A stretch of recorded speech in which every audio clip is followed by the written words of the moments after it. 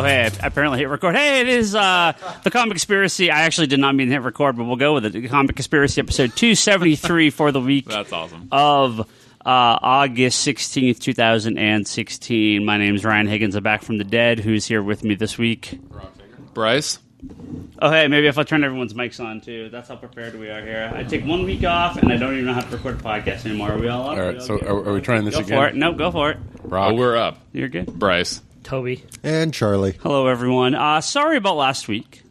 I got a bit under the weather and took a few days off, so the thought was I would come back and record another episode, but he got beat up by that Mucinex little icon green snub. thing. He had the snub opportunity to have Ryan Scott host in his absence with the rest of us, No. who were all available last week. That will never happen again. Trust me. Trust me. That will never happen again. Especially on a Suicide Squad episode. Exactly. Okay. Well, So we're here. We're back. Thank you, everyone. Hopefully that'll be the last missed week we have for the foreseeable future. Now, we're going to definitely talk about Suicide Squad here, but before we do, we got one other little news bit to talk about here briefly from this week. Also, speaking of briefly, if you're a Patreon subscriber, you can hear the brand new Bryce Briefly tonight. It's going up right around the same time as this podcast, so go check that out. If you are not a subscriber, go to patreon.com/Comic Conspiracy, and you can kick in as little as $1 a month to help us support this podcast, and you will get a whole 30 minutes of Bryce rambling about whatever the hell Bryce rambles about. And I would have chime in occasionally.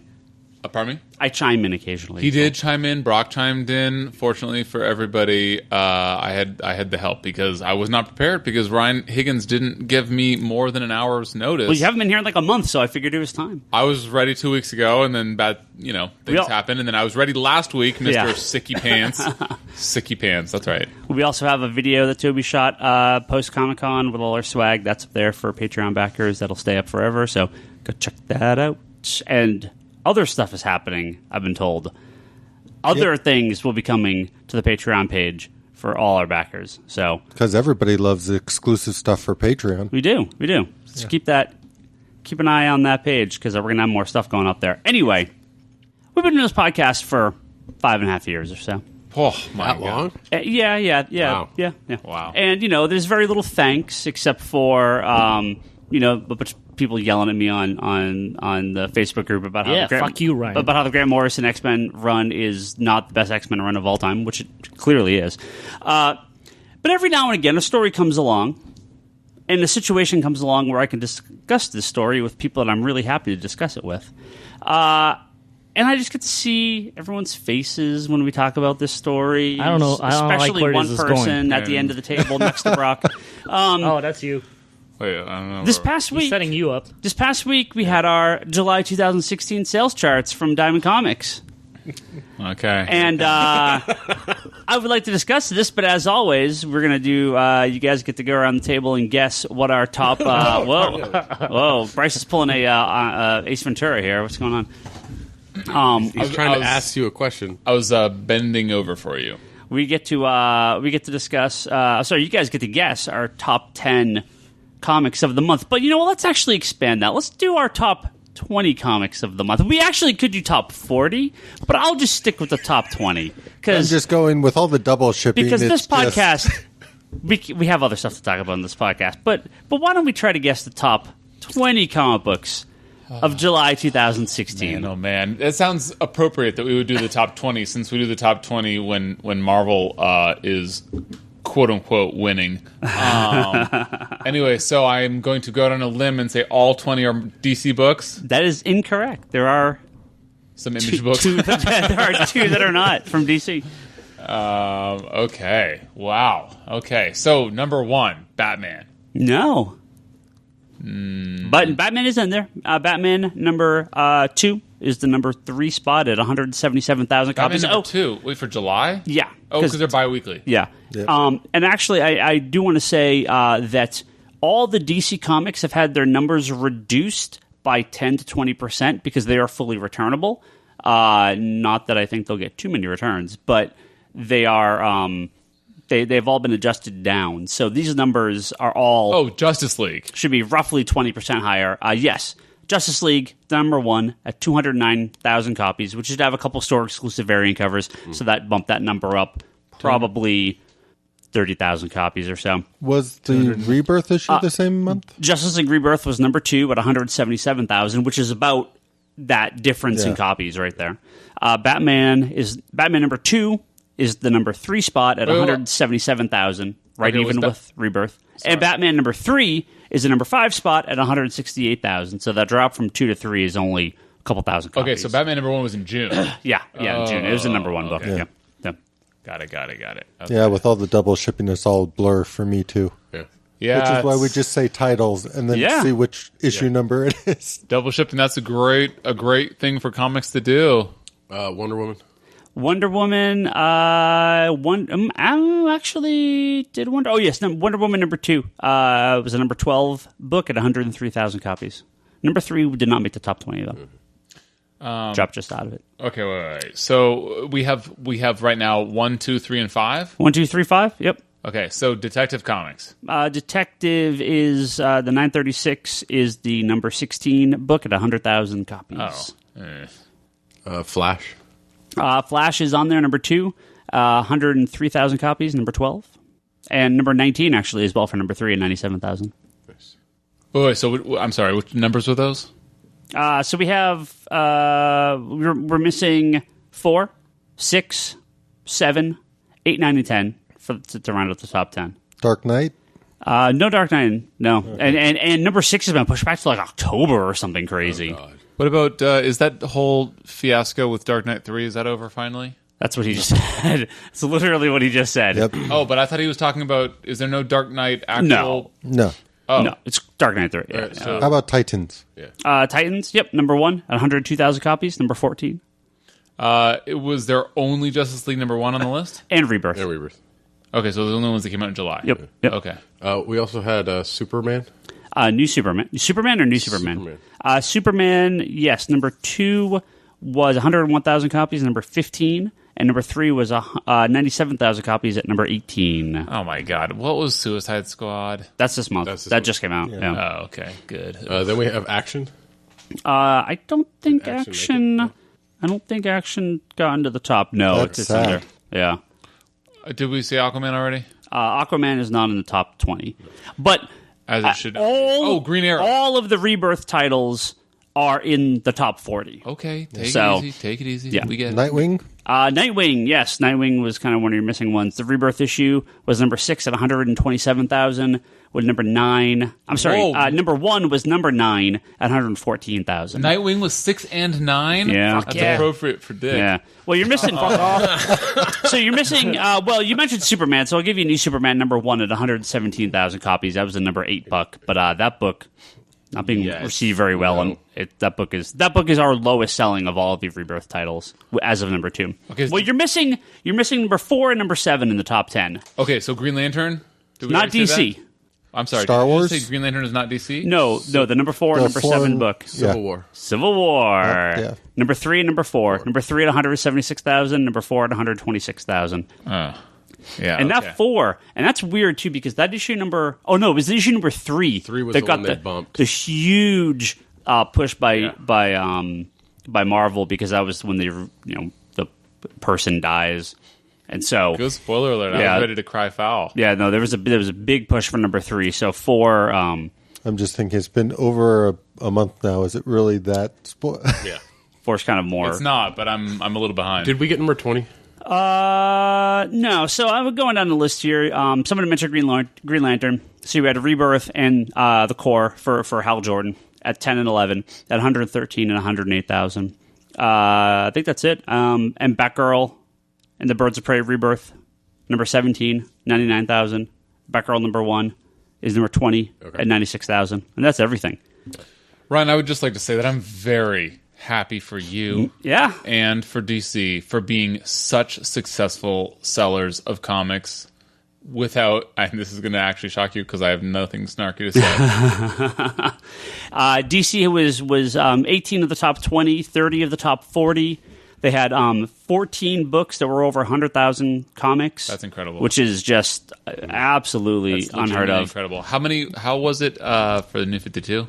I mean, you're kind of in the same ballpark, but not as many the second month, right? I mean, because they front loaded everything in 1 month, where everything launched. Oh, yeah. So like there was actual growth in the second month of Rebirth. Because if you go back and look at those ones from last month, they weren't that high. Batman was, but not all of them were that high. There was a huge, and I mean, we will have extras. We will return some. Many stores will, but these numbers are probably maybe they'll go even higher because I think people will return less than 20%. So in terms of the dollar amount percent, I'm just curious because they have the lower issue price. Going to talk about that right now. Last year was a 17-year high for comics shipped. This month beat it. So Last July was a 17... June. June of 2016 was the most comics shipped in a month in 17 years, and then July beat it again. So, which is incredible. DC was, you know what, yes, Bryce, while you talk, I'm going to look something up. So, okay, while you're looking that up, I was just curious, if Marvel had done this, would you have also reminded us that it's because of variance? Because you haven't said the word variance at all. Oh, no, you said it once. Yeah, he mentioned it for Justice League because Justice League #1 had... Yeah, you said it for Justice League. So Yeah, what I'm wondering, because I actually don't know, like maybe it's not variance, but... Well, so DC has 2 covers for every book. Open order, no high-tier ordering. They're all just normal. It's a 50-50 variant. They're not 50-50. You can order whatever you want of either cover. Okay. So they're completely open order. Batman, Justice League, Harley, and Suicide Squad did have retailer incentive covers, which pushed those up quite a few. Harley sold 400,000 copies. That's the number being reported. And Suicide Squad sold 350,000 copies. And that's because there's a lot of store-exclusive covers for those two. But we'll get into that next month. Holy SHIT, that is a lot of comic books. So DC has held off on doing these retailer incentives for a long time, and I guarantee you now, people in the office are like, "Man, we fucked up. We should have done this a long time ago." Yeah, because they sold a lot of comics because of it. DC eclipsing Marvel on the market share, 35.36% to Marvel's 34.2%. Which, again, if you look at that, Marvel and DC are now 70% of the industry. They have just. There was a point where they were scraping 60%. They were sub 60%. They have rocketed back, and Marvel and DC have completely eclipsed the independent books. I mean, they've always been above them, but the surge in the independent books in the last decade has been so big. Well, it's Marvel is a third, DC's a third, and then the rest of the publishers are a third. Yeah. Well, no, it's more than that. It's more, but at this point, it's more. Yeah. Now the unit, and that's for the dollar amount, right? So DC at a lower price point beat Marvel with 2/3 as many comics. That tells you just how well these books sold. They were higher on the dollar. They were higher on the dollar share, shipping fewer titles, which is many fewer titles. Actually, I could pull up the number on the market on the unit share. DC was 41%. Marvel was just under 36%, so a huge increase there. Marvel shipped 97 comics, DC shipped 63. So, so let's also keep in mind that DC doesn't get to do this every year like Marvel does, which is not smart of Marvel in my opinion. But DC gets to play this card once every decade, once every half decade. This is not. These numbers will fall clearly, right? Yeah. Look, we actually just had to do our adjustments on our first non-returnable issues, which will be coming in, I believe, September. So, I had to take a real look at our shelves and what we've got and what we have, and then I've already started to cut down because we went a bit high to keep those numbers up for the second, third, fourth issues, and now we're going down to more reasonable sales. But even something like Aquaman. We're between the main cover and variant, we're getting like 40 copies, where during the end of New 52, we're getting 10. All right, so that's a huge increase. Yeah. Batman, which we were doing like 75, we're up to like 125 or something. So again, 124 without me, sir. So big numbers. You want it because it's Tom King. Tom King's so good. The average price of comics dropped 39 cents in July because of all the $2.99 DC comics. They really that really took a chunk out of the average price of comics sold. So, how many bi-weekly books Big did you say numbers. DC has? Superman, Batman, Justice League, and what? Well, no, bi-weekly. It's because it adds up to 52 total. So I believe 16 bi-weekly and like 17 monthly. 36, 46. That sounds right. Something like that. Well, you just have to see which ones are on 4 and 5 right now. Yeah. Well, with a little bit of a staggered start, I'd have to hear those numbers again. It sounded like an odd number, Mr. Higgins. It's something like that. It's like 16. Fair. It's like 16 biweekly and 16 weekly. Got it. Sure. And so there's been some belief that we're seeing pretty small drops on the issues 2, 3, and we'll more than likely see just similar drops in 4 or 5 because this isn't. These numbers were pushed high, obviously because of the variants, but the double shipping and it's on their main titles that's allowed those numbers to stay pretty well. So, Aquaman seems to be the kind of the dud of the launch so far. The numbers are the lowest, but we're still talking 68,000 copies of Aquaman. Aquaman hasn't seen 68,000 copies in sales since probably Aquaman #1 in New 52, and then nothing ever since. So, yeah. Yeah, but we're going to see a decent drop off with those non-returnable. In September. Oh, sure.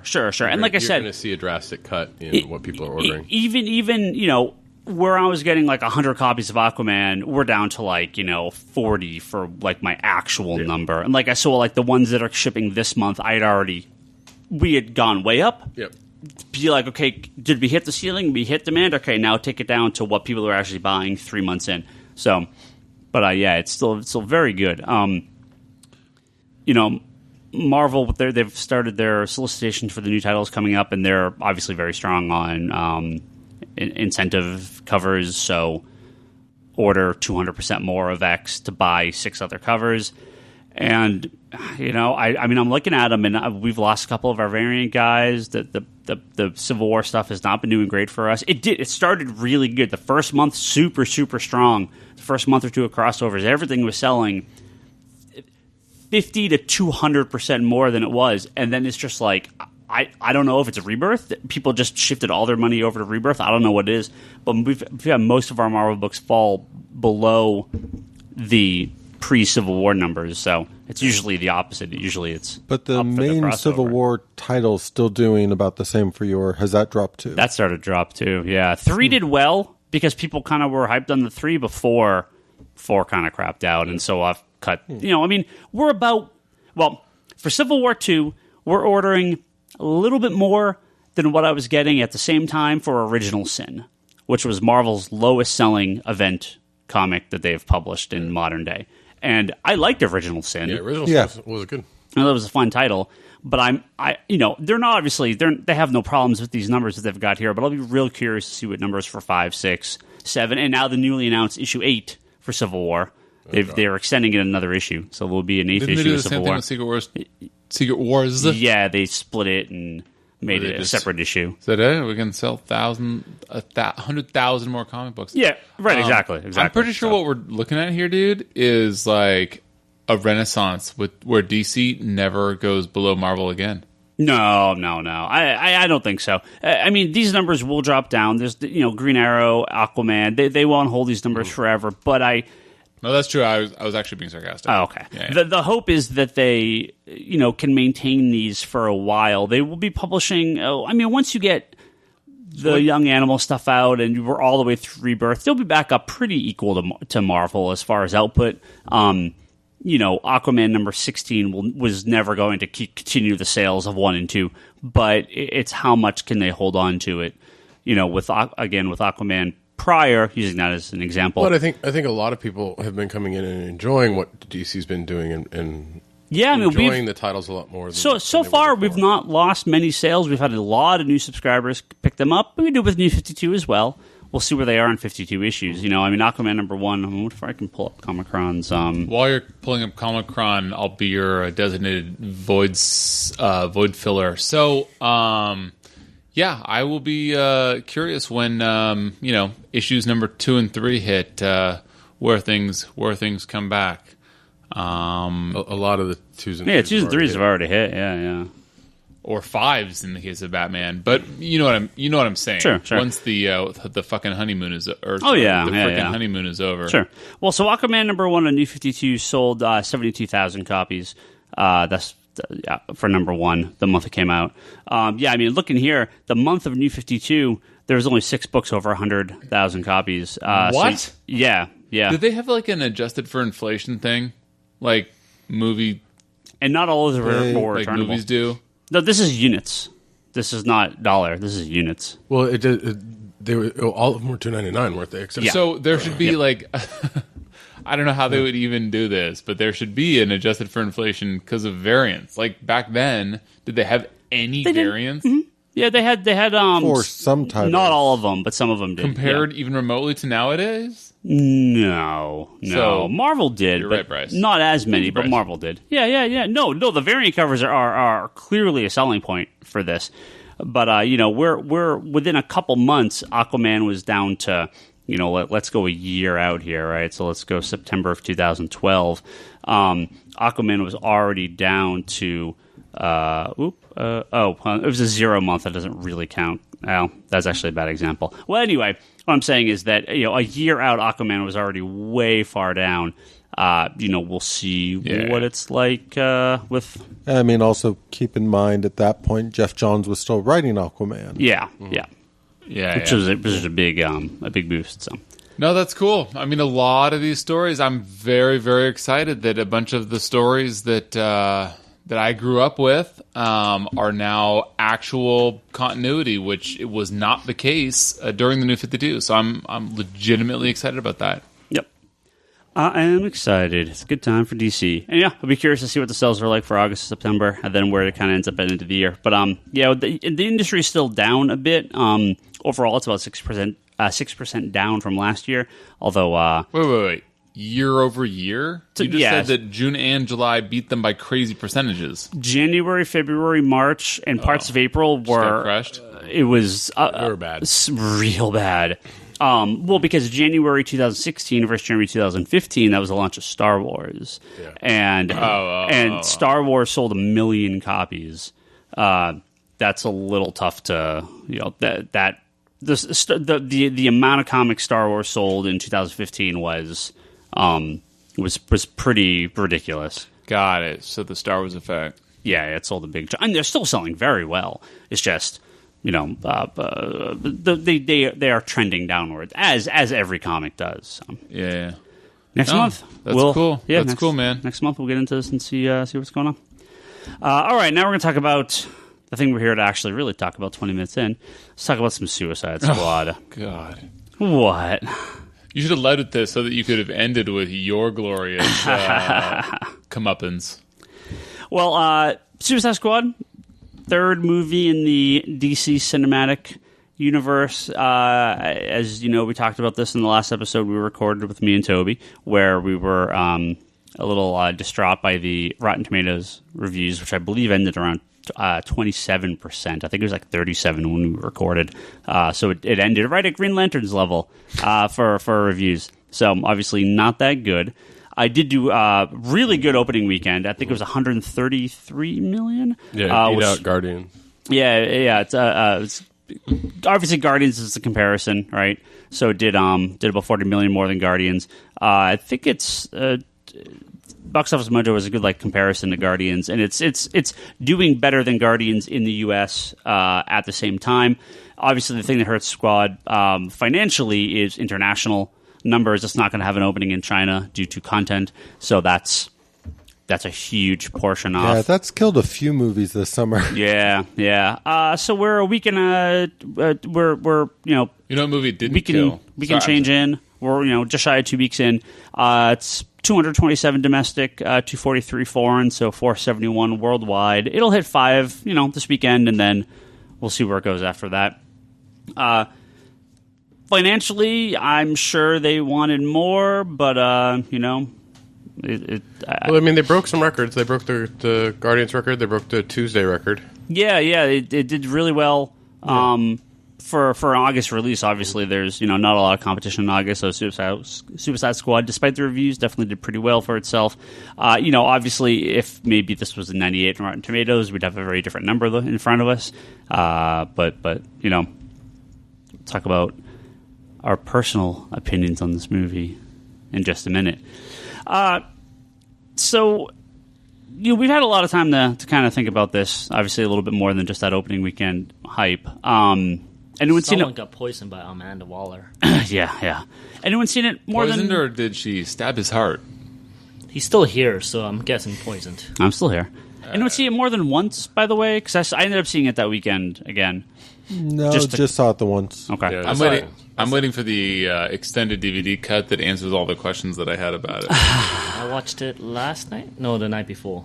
Oh, you saw it again? Yeah. So you're fresh. You bastard. Yeah, so we had rented out a theater. I think we probably talked about it. We had a big group of people and over 100 people go see it. Gotta give a shout out store. to our listener Clint, who watched it once and then came and joined an hour screen. Watch it again. Yeah, he watched it back to back. He saw a 3D screening with a friend and apparently fell asleep, but then he still had tickets for our showing, so he immediately came over to our show. Oh, it was his girlfriend who had to work, so okay, he went so to an earlier screening. Yeah. Clint, I do not blame you for falling asleep, but more on that later. So I guess let's. He probably didn't. This might be just Ryan's memory of it. Real quick hits and what? No, I'm kidding. Oh, keep going. That's what he said. Real quick hits around the table, and then we'll talk to finer points and more of our kind of more of our thoughts on it. Let's start with Charlie. Never start with Charlie. Oh, wow.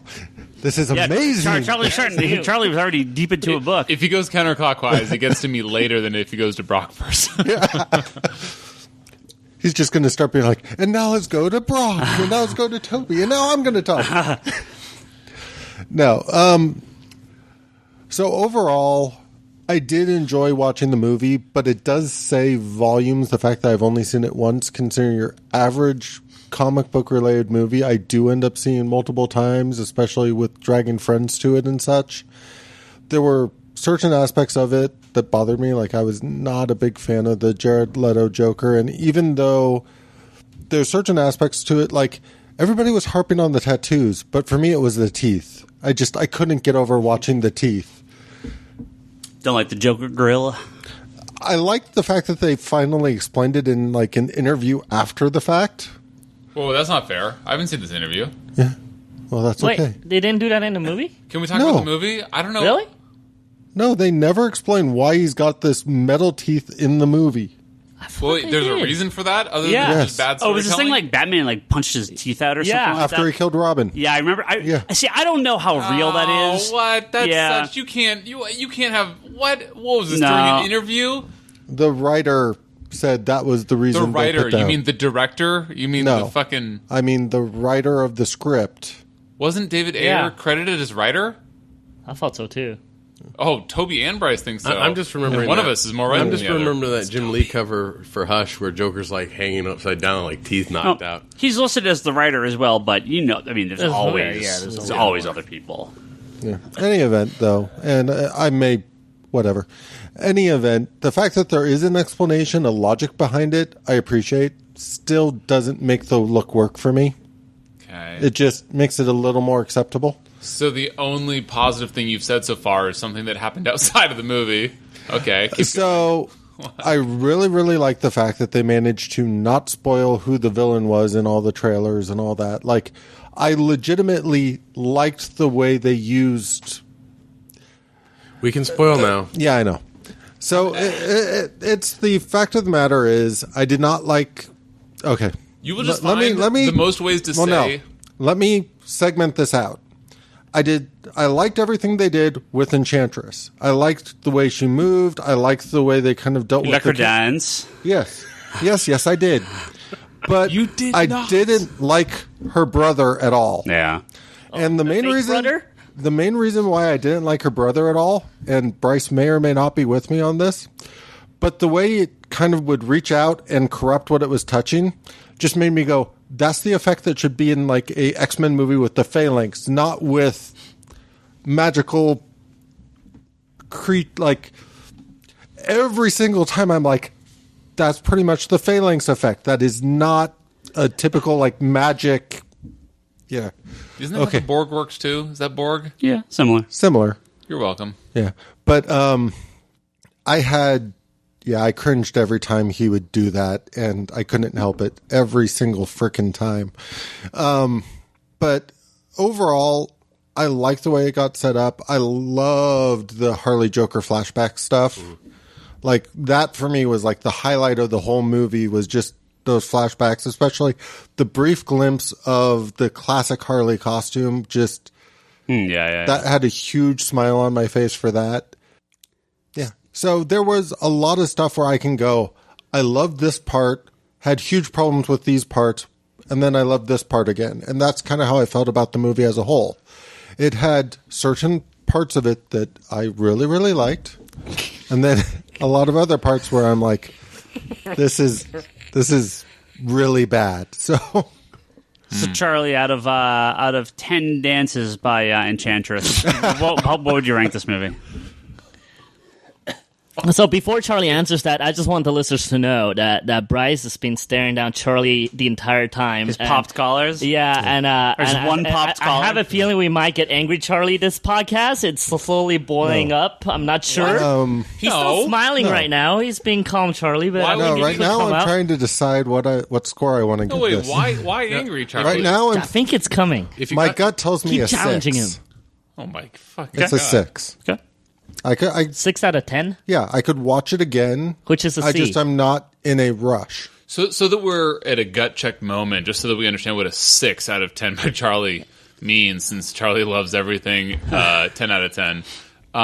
Could you just give us some quick hits, like remind us what your score for BVS was, Man of Steel was, any of the Nolan movies, Green Lantern, sure. Like, just give us some, like, let us know in No Man's Sky which solar system, where in the solar system are we? So, especially the theatrical BVS, I would probably also give a 6. The Ultimate Edition. Wait, oh my a 6? God. A C? Yes.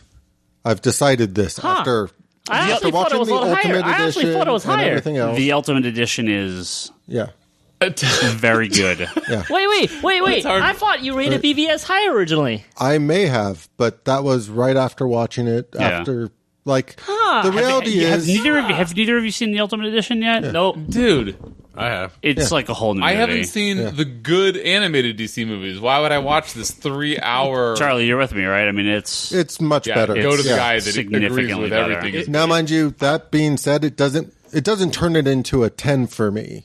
No, but the it is. The Ultimate Cut adds. So what's the Ultimate Cut read? Like a B? Out of 10. 7? Out of 10. What is a it? 7 or 8? 7.5. 7.5. So a B minus? Yeah. And for Higgins, BVS was a 10, and the Ultimate Edition was a 10.5? No. What would you say? I mean, I think I had Man of Steel like a 9, because I thought I really liked Man of Steel. I think I had BVS at like an 8, but I'll kind of pull like a Charlie and lower it down after seeing the director's cut, because it is such a better version. Story-wise. So you replaced the original score with the director's cut, and then the other one you lower down. Well, I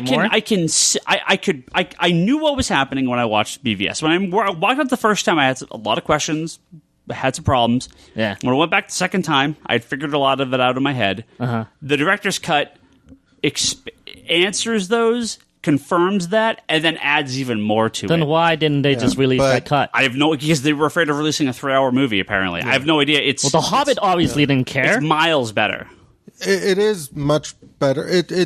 So the Ultimate Cut for me, and I've had this conversation a few times recently, so I kind of feel like BVS has 3 stories that don't really connect very well together, and each story feels like it's missing part of it. Mm-hmm.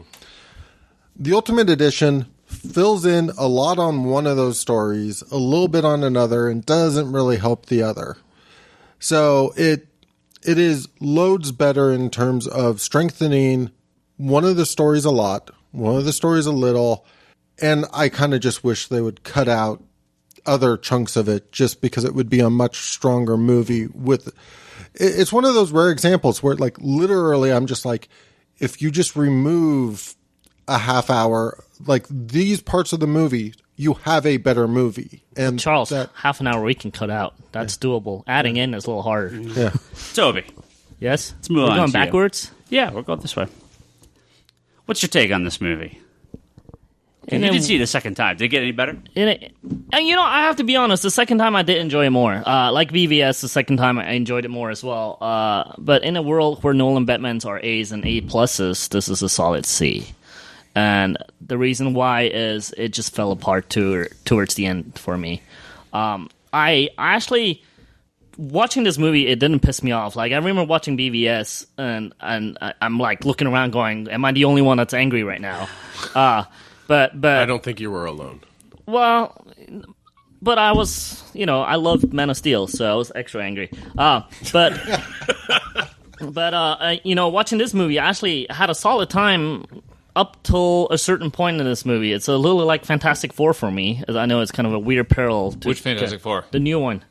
I really, truly enjoyed it up to a certain point and just kind of went down. And it was similar in this movie, too. I really enjoyed it up to a certain point and it just kind of went downhill for me. Now, if it was the opposite, say it was really horrible in the beginning and ended fantastically, I would give it a B+, right? It's just like the way it's done. It was bad for me. Yeah, the finale's important. Yeah. Now, I love the characters. There's a lot of things I really like. I like a lot of the ideas they tackled. Amanda Waller is pretty damn awesome. I really like the Harley Will Smith Deadshot friendship. I like the Will Smith and Flag conversations, especially since the movie starts with him having absolutely no respect for him, and you actually get to see the turning point in the movie where he goes, "Okay, we're on the same page." So I thought that was kind of well done.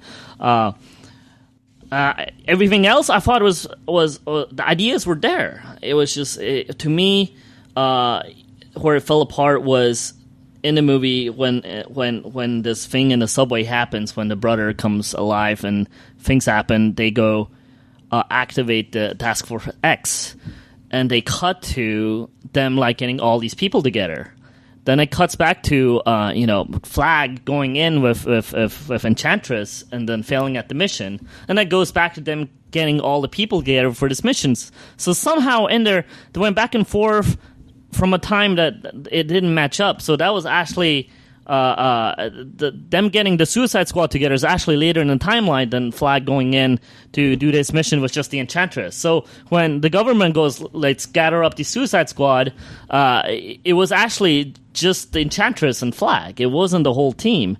And the actual mission for the Suicide Squad was to go save Amanda Waller, which in that whole jumble of things that just happened in those like 20 minutes, it was very unclear what happened, because the first time I watched it, I thought they were just grabbing the Suicide Squad and going in for the mission, but that was not at all the case. There was like a whole mission that was missing in there. If I could make a suggestion, it would be that whoever at Warner Brothers is involved with the editorial staff on, I guess not editorial, but the editing staff of Batman v Superman and Suicide Squad, fire yourself, fire every person you work with, and hire a whole new team of people to do this. Because while I like Suicide Squad, there is some weird...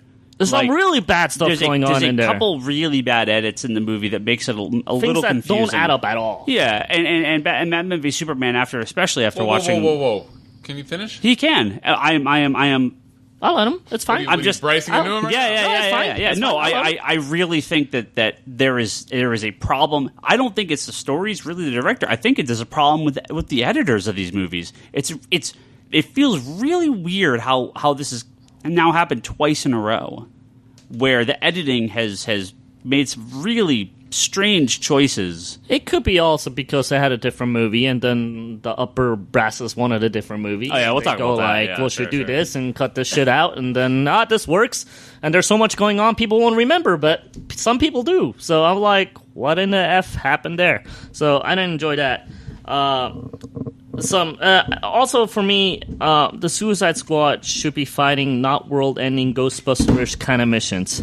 Like, I don't want no light in the sky kind of shit. I want the Suicide Squad missions to go in dark Black Ops stuff. If they win, you never hear about it.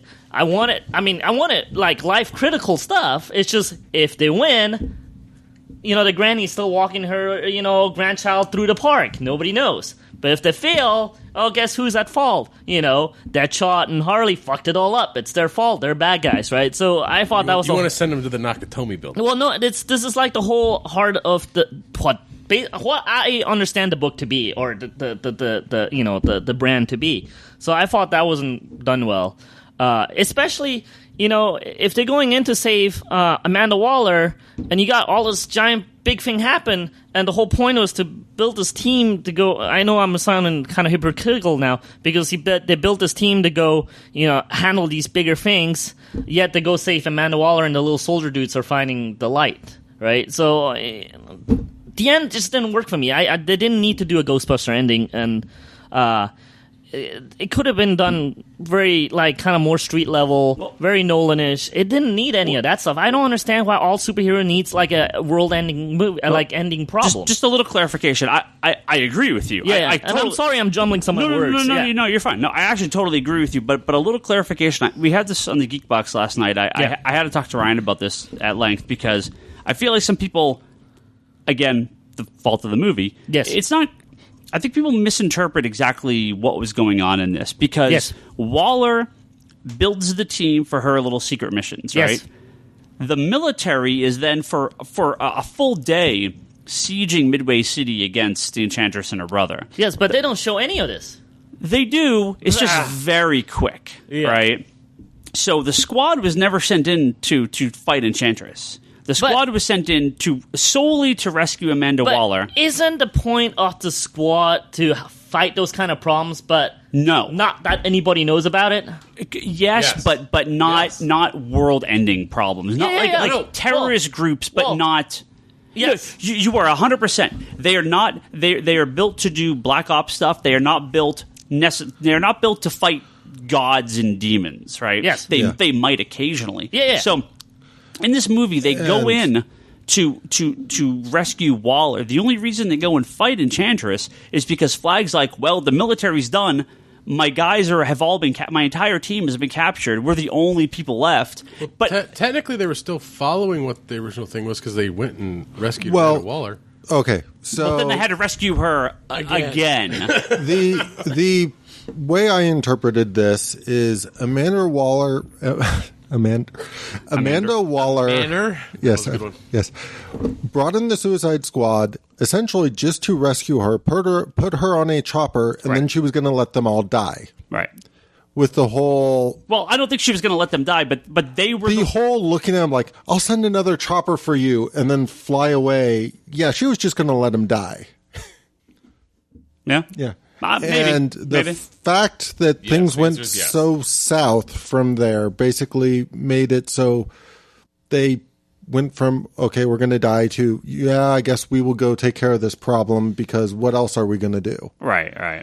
So I don't think they looked at this problem as something they could just throw this group of people at. I think it was more likely once Amanda was gone, they were going to nuke the place or some equivalent of that. Yeah, Ryan Scott seemed to have some problems about why is Harley Quinn fighting a god, and it's like she wasn't supposed to. That's the point of this, and because they were the last ones left, they then go and fight Enchantress, and because I agree 100%. That's not the direction they should have gone. Yeah, but they did, and so just a little clarification on the plot for people that may have. Because a lot of people were like, why did they send the squad to fight Enchantress? I'm like, well, they didn't. Now, here's my problem with it, too. But dude, they did. I mean, like, they did. They sent them in, and then, the military's dead. Oh, guess who's here? The Suicide Squad for this, like, very climactic ending. I mean, yeah, I guess if your argument is that it's a well-written plot? No, it's not. I'm not saying that. Nah. So then your argument is that it's a poorly written plot, but we're supposed to be okay that, like, there's this huge plot hole? Like, it's one or the other. There's not a plot hole. It just... yes, kind of it is. Well, no, it's just... it's not the best story, but it just... well, that's it isn't... I think people assumed that, oh, they're being sent in for this, and they forget the fact that they were actually being sent in to rescue Waller, and that's it. Yeah, but they didn't show that very well at all. Well, that's because they didn't want the squad to know that they were right. just being That is fine too, but Waller. they still like with the way the missions happen is very, very bizarre. It is not. Continue. So I win basically. I got you to stutter. I'll talk about Which it. is rare, Ryan, because the guy doesn't speak English gets an English-speaking guy to stutter is pretty good. I don't want to keep interrupting. Finish. I'm calling victory. How many beer? Oh no, I'll save that for. No, Bryce. I'm not done. I'm not done. Keep talking. I'm not done. Keep talking. Okay, here's my other thing. The storyline with the Enchantress is not a bad idea. It's also very badly formed. Like, I feel like if they were actually a team together and then they have to fight their own teammate, that made for a far more interesting movie. And I don't understand what they never even met until the end. Right? And then the whole brother looking totally CG while the Enchantress is totally human really bugged the fuck out of me too. Minor thing, but you know, it's stuff that bugged me. I'm gonna go into very, very, very, very minor territory here now. When Batman goes see Deadshot and goes, I don't want to do this in front of your daughter, that really bugged me because Batman should be good enough to go, well, the daughter's gone on, now I'm gonna fuck you up. Right? So very minor thing, but I kind of thought it was weird where he goes, I don't want to do this in front of your daughter, and you know, like, give up because she's watching you. Right? I thought that was kind of, as a Batman. In what world does Batman say that to Deadshot? Like, yeah, he's going to just punch him in the face. Just waits until his daughter's not around. Yeah. Like, are you kidding me? He's like explaining it to him. Batman? Okay. Remember, Waller sends Batman in to get Deadshot. He doesn't know that's what happened, but she provides him the information to get him at that exact moment. Yes. Not to mention, they would have because she would have the leverage. Batman has all the patience in the world. Wouldn't he just follow him? Exactly. So your argument is that Batman would I mean, like, Batman's not going to let a chance to stop Deadshot get away. And I think saying I'm not going to do this in front of your daughter is exactly what Batman would do. Yeah. Well, there's been plenty of Batman stories where he's been like that with parents with criminals who have kids. Yeah. Right. It's don't, you know, we don't have to do this in front of the child, or, you know, it's, you know, you need to think of your child and what's going on and stuff like that. So it's not out of character for Batman to be like, I don't want to do this in front of you. I think it's very, very... Now, I've been rewatching a lot of Batman the animated series, so I'm going to preface it with this. But that's entirely the kind of thing he did in the animated series. And yes, they've moved so far away from that version of Batman. My favorite Batman story in that animated series, I think, was the Batman Beyond and Justice League episode when Amanda Waller tells the story how Batman went to save that little kid and just sat there with her. I was like, that's perfect Batman. And that, for me, is where a lot of this kind of comes in with I'd rather see, especially a cinema Batman, swing farther back towards the animated series Batman rather than into Dark Knight gritty. I think swinging in this direction is actually a smarter idea. Okay, well, you know what is a smarter idea is becoming better friends with you because you are eternally optimistic. The Batman in the current DC extended universe would have fucking killed him and then branded him and then moved on. The fact that he didn't gives me hope for the fact that they are course correcting some of the flaws they built into the character. Sure, that makes sense. So this old jaded Batman. Would you rather they reboot it, or would you rather they course correct from here? Because that's their choice. He has a point. So we gotta give him that point. I'll give him the point in so much as that it makes no sense in terms of Batman's only getting older, and the idea is established older and in wiser. BVS. Older and he's wiser. An old jaded Batman that is just like, fuck this. As established in BVS, Batman has been an asshole for 20 years and it has only gotten worse. And because of the death of Superman, and teaming up with the Wonder Woman, he has discovered that he actually has hope in humanity and is forming a team with Wonder Woman and Flash and Aquaman in order to, and is realizing that to work for the betterment of humanity, he must form the Justice League, and he's becoming a better person. Not to mention, I love the fact that we're arguing about the fact that he's become a better person when if he had gone the other way, you'd be bitching and complaining that he did that in front of his kid. Well, no, I'm saying he shouldn't have done it in front of his kid. Anyways, that was like a minor thing. It just irked me a weird way. It's not a thing for, and like a big thing for me. I really like Captain Boomerang. I thought he was excellent. I wish they did more stuff with him. Katana. Oh my God, she looks so hot in the movie, but she didn't do anything for the movie at all. And they could have changed it very, very easily by doing one tiny thing for me. And it's very comic booky, but if she could have just waited outside the dinner when Bruce Wayne and Amanda Waller had that dinner. If she just waited outside, that established she was a sleeper agent for Batman the entire time that Batman was keeping an eye out on this Suicide Squad project by inserting Katana in being one of the outsiders. I would have fucking said this is the best movie of all time. But they didn't do that. I agree. That could have been easily done. And I know it's very, very, very, very comic booky, nerdy kind of need from me, but that would have been so awesome. I agree. No, that would have fixed why she's there. Yeah. Because that would explain another the list entire of movie for strange. her. That would explain the choice. entire movie for So her. can you tell us more about what the actual movie held for you? I actually enjoyed Joker and Harley in this one. Joker works for this. Heath Ledger Joker would have just killed Harley.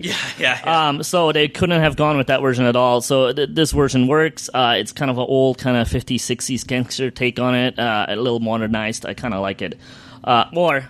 I prefer Ledger Joker any day over this, but for this universe, this version, what they're trying to do, I think it works. Anyways, I'm sure there's more stuff I will say, but yeah, solid C in a world where Nolan Batman movies are A pluses. Wait, what? Yeah. Nolan. Oh, Nolan. Yes. But that's not the extended universe. No, I'm saying in a world where it's established that the Batman So in the Nolan world that movies, is this world. those are A pluses. This is a very much a C. Got it. That is about right, if not generous. And it's also No, but the part of characters extended are done really well. I mean, about 3/4 into the movie, I really, really, really liked the characters. I really enjoyed the movies. It's just plot-wise, in the end, it just kind of fell apart for me. So out of Japanese guys, Katana slices with her sword. Out of 10 of them, I'm how saying many? a C, right? So it'd be a 6. So 6 or 7. A 6? Okay. You're not bringing that up. I'm saying a 6. Okay. I do like David Ayer and his 6 other be a B, movies. but okay. No, it's a C.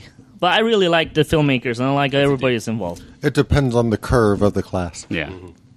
So 60% is almost enough. Oh, yeah, that's right. Yeah, I did go to, Bryce. a lot of That's listeners cool. might not Perfect. know this, but I actually graduated from university with an electrical engineering major, putting me in about 2 or 3% of the graduate class that did that. I'm saying, and a 50% was a C on our curves because those tests were Very hard. very Now, Bryce, very difficult. Oh, you love to live in the 11s.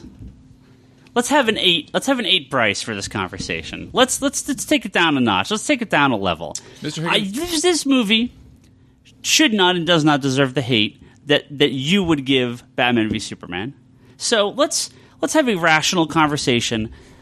Let's get He already shot himself in the foot with yeah, that one. with you, a rational like. Let's get the. Oh, I think you'll be surprised. Let's get the hyperbole out of the way. Let's talk about this like it's not Ryan versus Bryce, Marvel versus DC. Let's just talk about this In a civil manner? in a civil manner, not a civil war. Okay.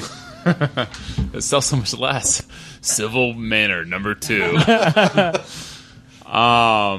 I think that you can agree that you requested of me to stay at about an 8 instead of an 11 this whole podcast, and that I've been an 8. Very good, Bryce. the Very max. good. My ears are not bleeding, so I'm very good. Beyond that, I'm going to continue to be extremely dull and boring. You can be excited. Nope. You can. Nope. I can get a little bit. Nope. Just I got just yelled not at all on of the it. podcast I was on, ladies and gentlemen, for Being on cross-talking. 14? And I do a lot of bad things on this podcast. Swearing. I was mean to Brock. That was unnecessary and uncalled for. 1 or 2 times I've had one extra beer. But Those I are the never best podcasts. cross-talk since our beloved friend Omar used to be on here. My cross-talking is no more than anybody else's. I still get called out for it. Sure. No. Anyway, so I have a lot to say about this movie, and it's not actually going to be all filled with vitriol. I want to start by telling you guys a story. The story is... Oh, God, here we go. In the world... Picks up the mic. In the world of movies that He broke the little exists, Oh. is that a lot of people have said, oh, well, Batman v Superman, it made more money than it spent, therefore it's a success. Suicide Squad. It's a profitable movie, somebody said. Look, the story I want to tell is something people might not understand about the movie industry. In the movie industry... Charlie just rolls his eyes and looks away. That's because I'm about to say something slightly negative, and Charlie has never said anything slightly negative in his life. Did you write an open letter to the president of Warner Brothers this last week? So anyway, in the movie industry, this is actually almost a PSA for all of our listeners that don't understand how this works. In the movie industry, movies have they make a domestic amount of money, they make an international amount of money, and they have a production budget. And what most people would be inclined to do is that they would say, okay, domestic plus international minus production budget is how much they made. That is a very easy trap to fall into. That is not at all how it works. I'm going to speak in very round numbers and traditional estimations for the sake of this diatribe, for lack of a better word, so that you can all understand where movie executives come from when they have to make decisions like these. So for all of those of you that don't know, for any movie, especially tentpole summer blockbuster movies headed by big studios, the marketing budget and advertising budget, all things under the marketing umbrella, is, and again, these are all round numbers, okay, about, you can assume, equal to the production budget of any movie. It'll be slightly less or slightly more, but it's about the same. So if a movie, spent $100 million in its production budget, they're going to spend another $100 million in their marketing and advertising budget, okay? Another thing that a lot of people don't understand is that the studios that make the movies only make about only get about half of what the movie makes. And that is because of the licensing deals that they do with everybody throughout the food chain, most especially the theaters that charge them an arm and a leg to have their movies shown at the theaters. No. Theaters get something like 95% of the gross profits the first week, and then it's down every week past that. So a long You don't run, mean the movie theaters. You mean I'm sorry. the studio. The studio makes like 90 to 95% of the money first week, 90% the second week, Yeah. 80% the third week, 70% the fourth week. That's why movies like Titanic and like Avatar to a degree, because that definitely had a long run. What's that? My Big Fat Greek Wedding, things like that. Theaters kept those around because they were profitable week 20, week 30, Yeah. and that's big money for the chains. But the first couple of weeks is all studio profit. Theaters don't see a dime from that. And that's also why they put so much emphasis on those first couple of week numbers. Because that's, if they don't make their money in the first few weeks, they're not going to make their money. Continue. Should I continue? Are you guys done? Yeah. So, the industry average, thank you, Ryan and Charlie, for setting me straight, even though I prefaced the entire conversation around using round numbers, is that these are numbers that are generally accepted by the industry. So you can correct me if you want. I'm not in the fucking movie business, so thanks for correcting me. You're welcome. But I'm using these round numbers because these are what are generally accepted by the analysts, by the people that work in the fucking movie industry, okay? So take it for whatever you want, or don't listen to anything that I'm saying. So anyway, you have to imagine that, again, the movie that makes $400 million and has a $100 million production budget, let's say that its entire expenditure is double the production budget, so $200 million, and that the movie studio only makes half of the, let's call it $400 million. Again, we're just using very basic round numbers. So that movie breaks even. In the case, as Mr. Higgins and Mr. West were so eloquently interrupting, it behooves any movie theater to have what's called a movie multiplier, that is as high as possible, which is the total gross amount of the movie, international and domestic combined, against the first week's income, and that multiplier is what makes movie theaters and studios the most excited, because it means that these are the movies that have the longest, they call legs, movies that they get to keep in the theater for as long as possible. So currently Suicide Squad is sitting at about 440, 460 combined, international and domestic, 440, 460, somewhere in there. Call it 450. I don't know what you want to call it. It had a budget of about 175, I saw. So if we're, again, using just very round numbers, then we can assume I saw 1,000 TV commercials, which are the most expensive of the marketing budget, by the way, the TV stuff. Maybe that was around $350 million.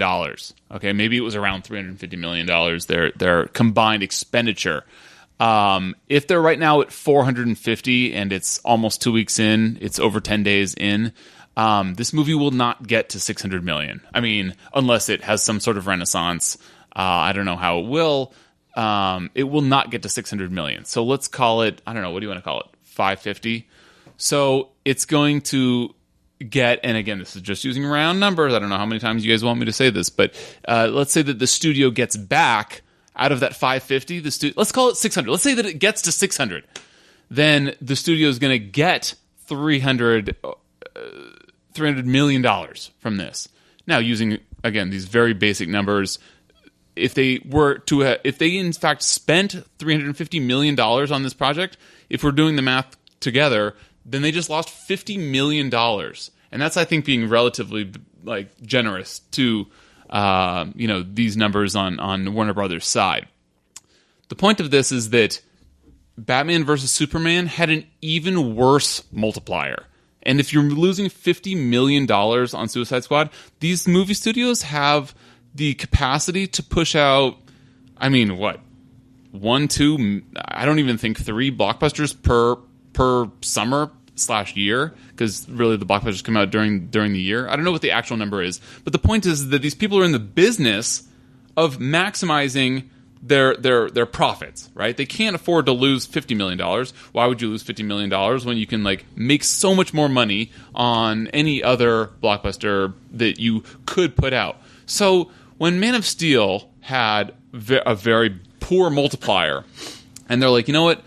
Fuck it. We're going with Zack Snyder again. It's not his fault. We're going with him for BVS. And then BVS had the second worst multiplier of a superhero movie, of any movie over $100 million budget. Oh, hold on. Yeah. Before you get too far, let me throw a couple numbers at you and tell me what this multiplier would be. Okay, so 140 production budget means 280 rough cost. For what are we talking about? If 140 production budget. Oh, so this is a mystery. Got it. 140 production budget, right? Yeah. 280 would be the total cost, right? Sure. Big summer blockbuster, 280 would be the total cost. Yeah. Right? If your worldwide is 370, that means they're taking in 180. 180? Yep. Okay. So this movie that cost $300 million only made them $180 million in profit. Correct. So they lost $120 million. Correct. I really hope that the studio behind this movie had some sort of other movie. Captain America First Avengers. Okay. This is the first Captain America movie. Yep. You're telling me Marvel lost $120 million on Captain America? Because that's bullshit. Dude, I 100% would say that, yeah. Here's the thing, that while the movie itself, and I think your numbers are wrong, but the movie itself, because they don't, why would you use they're not losing 50%. They're not losing losing 50% on that. They're losing 50% at week 10. That's why that first number of the 133 million Squad made opening weekend, they got 120 million of that, right? Yeah. But just to use your example, profitability on movies rarely comes from the movie. Yeah. To quote the great Mel Brooks, merchandising, right? Squad, Batman v Superman, big merchandising push, right? Especially Suicide Squad. I say more than Batman v Superman. Nothing compared to Marvel. Trust me, Marvel's making money hand over fist on their merchandising. But what I'm saying is, a movie can do well, it can break even, and profit on the merchandising, right? Look at George Lucas and Star Wars. You know, this industry's had a history of this. So you can have a movie if you double your the number that I've always heard is 3 times. You want to hit 3 times your production budget, because you're right, production budget. Then you have your marketing, and then you have your profit, right? So 3 times your production budget, but cutting it in half, to me, I don't think that's correct. And I've never heard that. And I guess the sort of flip side of this is the effect these movies can have on merchandising for future properties can kill other things. Like, there was the Bruce Timm Green Lantern show where he flat out says the Green Lantern movie killed anybody's interest in toys for the Green Lantern show. And that's why the Green Lantern show never got a second season. Had nothing to do with... Oh, it got canceled like halfway through production of the first season. Yeah. Like, its ratings were fine and stuff, but because nobody was ordering the toys, that killed the show instantly. Yeah, a movie like Ghostbusters, if Ghostbusters had a really successful marketing... It wouldn't, or I'm sorry, a real successful merchandising. It wouldn't have mattered that they lost as much as they did. Same as something like Star Trek. There's just the merchandising on that's different. The movie merchandising for something like Star Trek is not what it is for like the TV show. It actually goes to 2 different companies. Like, I don't know if it's 2 different companies, but I know it's split differently. It's not like doesn't line up quite the same. Not like Marvel and DC stuff does. So, if you're saying Squad's a failure, every movie's a failure, because every movie you can pull, and they do. They claimed Age of Ultron made $1.4 billion, and it was considered a failure by Disney. That's fucking crazy talk. But I mean, you could spin the numbers however you want. But what did you think of the movie? I mean, anyway, you can finish your talk. At this point, I'll stop. No. Okay. Anyway, so what's your long term? So the movie was bad. It wasn't as bad as Rotten Tomatoes gave it, and it was You said the same thing about Batman v Superman, though. I do have to say, the movie didn't deserve those harsh critics. It was not awesome movie. Like, not a best movie, but it's nowhere as bad as everybody said it was. Yeah. The critics wise, at least. Yeah, I actually think that BVS was a terrible movie. This was not a terrible movie. It was just, why did this movie need to exist? I feel like... Well, I do think it should exist, because it's got characters you never get to see otherwise. God. Oh, why? I really do want to see something else than Superman and Batman. I'm surrounded. Oh, my God. So anyway, to me, this movie... man, I don't even know what to say. There was so many plot holes to me. There was multiple points at which I was just rolling my eyes and being like, "Oh my God!" I appreciate a brain dead popcorn movie, but like, why can't action movies that are summer blockbusters be expected to be good? Like, Christopher Nolan's Batman movies were blockbusters that were actually good movies. Like, why is it okay? Well, there's superheroes in it, so it's okay. Just turn your brain off and enjoy it. It's like, why can't I hold these movies to a higher standard? I agree. And so that's what I'm very disappointed by, and all the apology for this movie. But do you hold Civil War to the same degree that you hold The Dark Knight? Wait, what? Civil War was fucking awesome. What? Civil War has as many plot holes as Suicide just started Squad. A new segue here. I'm so exhausted with fucking arguing with him about this. No, dude, I totally disagree. I think that the plot holes that Civil War had are different than just bad writing and bad editing and bad storytelling. I mean, I don't know. Do you want to do a fucking commentary on Civil War? I would love to. There's a lot of really great stuff, and there's a lot of stuff that's like, well, that makes no sense, but that's fine. So if you want to ever go through it together, I'd be happy to. But I guess, I don't know. There was, some eye-rolling moments in Civil War, but like nothing compared to what there was in Suicide Squad. And I would go into it now, but like I'm physically tired from. Well, you haven't even started. What? Like, from I'm physically tired from like listening to you and Twitter arguing with you and like just you're. I haven't said shit. Anyway, what so have I done? so we can agree that you love this movie and you don't think anything's wrong with it. So for me to actually critique, that's not true at all. For me to actually critique the movie is an exercise in futility. And would you like me to? Do you want me to tell you my opinion, and then you can reply to that? Because so this movie definitely has problems. If I'm going to go through it, I give this movie an A+ for the energy and the attempt by David Ayer. I think that he meant really well, and I don't know if it was his own writing that was edited poorly. I don't know if it was the Illuminati at Warner Brothers that was stopping him from having a good movie. I don't know what it was. It's hard when you have bosses, right? When they give you 120 million, 170 million goes, we want this ending. You can't say no. Can I tell you Sure. So, and then there's also like. You have a Suicide Squad movie, but then don't send them up against a fucking god. Like that was a major problem for me. Yes. Like have them do a Black Ops mission. Like why can't your movie be like a lower key thing? Like why did this totally agree? Why did the Suicide Squad cost more than Guardians of the Galaxy to make? Can I tell you what? Can I tell you what the I don't know that. The rumor is of all the stuff that got cut out and why? Charlie's pulling out the phone. But you. No, I'm not defending this. No, but you had the same thing for BVS. It's like there's always a reason. They always have a master plan. Well, I get it. No, it's because of BVS. So the problem that this movie suffered was that post BVS, the fans reacted very negatively to the dark level of both Man of Steel and Batman v Superman, that they wanted something lighter, brighter, do you more think fun. The marketing genius of DC went, if we get like a bunch of bad reviews, the fans will then come out and defend the movie, so they brilliantly back psychologized everybody with the bad reviews? No. Okay, never mind. That was a bad attempt. No, I was trying to be funny, but it so didn't work. Again, there was this was reported like right after it came out. Jared Leto's come out and talked about this at length about how mad he is about all the scenes getting cut from the movie, because he was in like another 10 minutes of the movie. Like entire plots with him got cut out. And the rumor is that based on the negativity of Batman v Superman, they said, hey, we there's a lot of comedy in Suicide Squad, but it's like a dark comedy, right? We need to cut out a lot of the dark parts.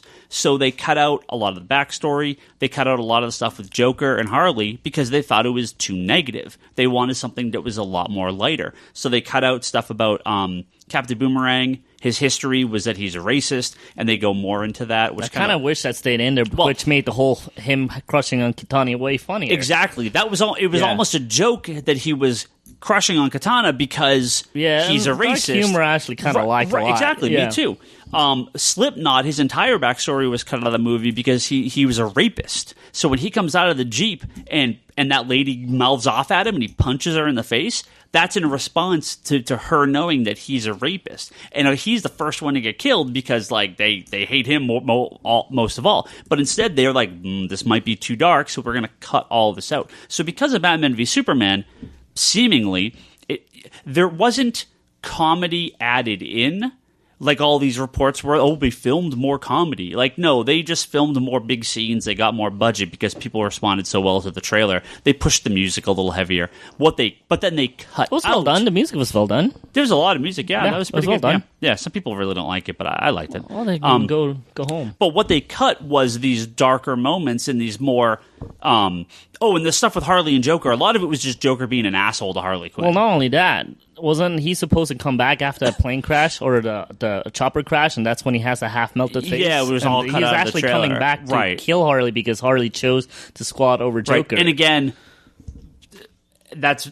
I wish all of that shit was in the movie. Yeah. I am no social justice warrior. Trust me, I'm perfectly fine with Joker slapping around Harley Quinn because that's Joker and the Harley Quinn, right? Yeah, that was actually one of the parts of the movie that bothered me is I didn't like the Joker-Harley relationship because Joker was too loyal to Harley. Yeah. Well, they seemingly cut out the parts where he was really vicious to her. Yeah. And they're in her backstory, which shows, like, you kind of see Harley going back and forth, but then eventually going back with him. And, I mean, who knows? Maybe they'll split them up in the next movie. But, I mean, Bryce, I'm right there with you. This movie had... I mean, Brock, I want to get yours, and then I'll jump back in here. But, this movie suffered some big editorial problems that because of the reaction to Batman v Superman, justified or not. So, just I would love an R-rated cut of this movie to come out, and maybe it'll be great. Maybe it'll be much better. I have no clue. But we can only look at what's... I can't shake the feeling that the ideas were all subtly placed there, and I have a feeling if David Ayer just got his reign to do whatever he wanted, that we probably got a solid movie out of it. I don't think David Ayers wrote them fighting a big... I doubt it, because it's just not... Well, look, this is his first foray maybe second foray into a big-budget movie. The Fury probably was one of them, but before that, he kind of was more street-level stuff, which I thought this was a perfect scenario for him. Right. So... Yeah. And I think his strength would have been in Black Ops stuff, and in the dark humor, and in the kind of really fucked up shit. Because if you watch his Harsh Time movie, that movie is fucked up, and you get really depressed watching it. Yeah. And I was like, that's perfect for the Suicide Squad. The other thing I really hated that I wish they would have shown the struggle between the members of the squad and them forcing to go missions a lot more. They should have despised the people that made them go missions. Well, they kind of hint on that a little bit at the end. Because they should have just despised. You should have felt it in your gut how much they didn't want to do what they were doing. At the very end, they're like, you get 10 years off your sentence, and they're like, what? We thought we were free, right? So, but they were so jolly about it. Oh, that's all we get? Not even a thank you? And the man goes, thank you. They kind of play it up, but I agree. Brock. Yep. You've been very quiet. Let's and Bryce, try not to backhand Brock when he tells you he likes the movie. What do you think of this movie, Brock? I thought this movie was fun. Yeah. I went into it just excited to see Suicide Squad on the big screen, excited to see Harley Quinn, a new Joker.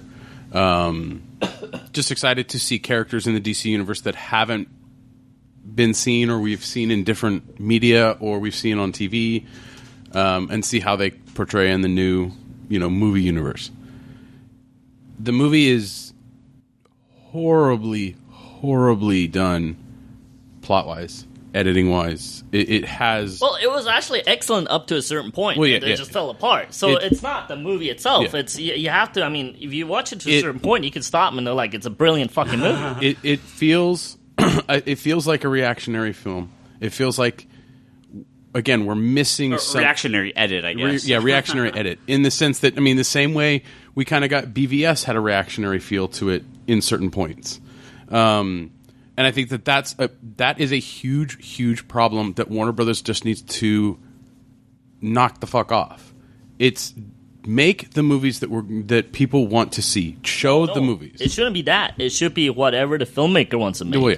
Whether it's wrong or right, at least have a vision, right? It seems like we're a little halfway on all of it. You were saying David Ayer's Harsh Times, was it? Dude, that's a dark movie. I haven't seen it, but taking a director and putting him on something because of his prior work is a formula that has worked. We saw that with Marvel. They got guys that had done military movies to do, or war movies to do Captain America: First Avenger.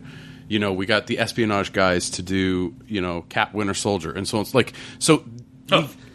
The guys that did Winter Soldier were writers and directors for Community. They did TV shows. They did nothing. That was their very first big budget movie. The director ever. Or the writers? The directors. Oh, okay. Yeah, the Russo brothers. They had done nothing. They'd never done a movie prior to Winter Soldier. But that's what you're trying to aim at, right? Is you try to get a director that will fit with the material that they're going to be working with. But overall, I had fun during the entire movie. I really enjoyed Margaret Robbie's portrayal of Harley. I thought she did a really, really good job in it. I liked Jared Leto's Joker. Why did she have multiple accents? That bugged me a little bit in the movie. That's Harley. She had I take that back. They actually did You Me and Dupree in 2006. But then they did Winter Soldier. A little bit of a different... No, didn't she have multiple accents through the movie? She kind of had that's Harley. Harley goes all over the place. She did her regular. She did her animated series. What do you mean multiple accents? She had I only heard the regular accents in the movie. Occasionally she would her speak voice normal would English, and then slip occasionally a little Yeah. from time to time. But it's not That's- her Australian accent. It's like a mid-America kind of like. Well, she was- probably she- not. It's not No, even it's like mid-America. a She New was doing- Jersey accent. she- isn't it? She has that, but no, occasionally she wouldn't have it. I thought that I heard it the whole time. No, Okay, so there were maybe it's me. moments where it could be me. That's fair. there were moments where it was not as strong as like the animated series type she was trying to go for through most of it, but Okay. it wasn't. I don't think it was. But ever bad. I thought I liked her. I thought she did a really, really good job, especially giving us the wide scope of who Harley Quinn is. The sex pot, like very kind of powerful woman, to the very submissive female character that we get when she's dealing with Joker, right? I like Jared Leto's Joker. Yes, the teeth were a little jarring at first. I would have, loved the explanation why. But I thought that I really enjoyed the scene that they had Common in, where they're in the club and she's dancing and stuff, and just that whole interaction I thought was really, really well done to kind of establish their relationship. The stuff that was cut out of the trailer and not in the movie, I understand why it was cut, but again, yes, we have half blown off Joker face. Where's that in the movie, right? That's kind of a whoops. Where's Kitana's black eyes? Yeah. these are in the trailer. Yeah. A half melted face and Katana with black eyes. Yeah. And there's the whole bar scene where they're rattling off drinks. Like, Oh yeah, that wasn't even that was in in there. the one trailer I did see. To establish Rick Flag and June Moon's character, God, which Rick is Flag is the worst actor ever. which was the I love that he guy. shoots people. Yeah, but he I eats really do. people. I he's love the worst actor ever. Burns people. She's just crazy, and you're possessed by a witch. That's a scene where he's talking to June Moon, and it's supposed to establish their type of relationship, but it was cut out of the movie. Why? Okay, look, I love Harley Quinn. She's not only hot, but she did an amazing acting job as Harley Quinn. Why the fuck is she on this team if they're sending her to fight a god? I mean, So you're making the Ryan Scott mistake here because it's the exact conversation I had with him last night. but why is she on? So She's on the team because she's on the Suicide Squad. She's just there because it doesn't matter what the mission is, and they didn't send her to fight a god. They sent her to rescue Amanda Waller. No, why? I mean, so they have this woman's heart in a box, and then she just gets it back. That also happened. yeah, I know it was the June Moon Enchantress stuff. I thought was not well And isn't done. Enchantress like? Doesn't she wear green and have like incapacitate on her HeroClix style? They updated the costume on her. Is That that that floppy witch hat. is that the Enchantress from the Justice League? Is that her? Justice Just League like Dark. Dark, and yeah. Yes. Yeah, she was on the original squad. Okay. I mean, I don't know, man. no, there's a lot of issues with the movie, but if you go into the movie wanting this in-depth film that's going to establish the new DC universe for movies, it's not it. Well, wait, hold on. I didn't even need that. I just wanted a good, solid action Hold on, movie I that forgot- was fun and probably really dark and twisted too. Brock, I was going to ask you in a minute, so let me ask Bryce first. Out of a production budget, out of a multiplier of 10 needed for this to be a successful movie, how many? What would you rank this? Oh, I'm trying to be funny. that Sorry, was very funny. Get Just your- like most of your jokes get your tonight. frown off your face. So it was. Let me see. did I break Bryce? Did I just finally break him? I think you did. Yeah, at least for tonight. Tomorrow he'll be fine, though. Yeah, maybe if I get It's that second beer, Bryce. You shouldn't have done it. What do you mean second beer? You said this a couple times. It's my first beer, that you know of. Someone just dropped the lure. So Oh, geez. let me just say that a couple things. First of all, I have Sorry, Brock. 10:30 p.m. doubleheader soccer game tonight, so I get to look forward to that. Second of all, oh my god. So I guess my main problem with this movie is that it wasn't Rotten Tomatoes gives it 20. I put a lot of stock in Rotten Tomatoes, as I think I've said before in the podcast, and this movie was not a 26%. This movie was like a 40%. It was a shit ass film, but it wasn't as bad as BVS. And so BVS had a higher ranking than that. a higher ranking than what? Than 40%? Than 27. BVS, I think, was like 37 or Oh, 39 or so something. I didn't finish my sentence. I guess I finished it only in my head. So I would probably put this at about a 40%, and I don't think that BVS was as good as this. I think this is a much better film. I mean, like, I don't feel like Zack Snyder tried. I feel like he just, like, didn't give a fuck.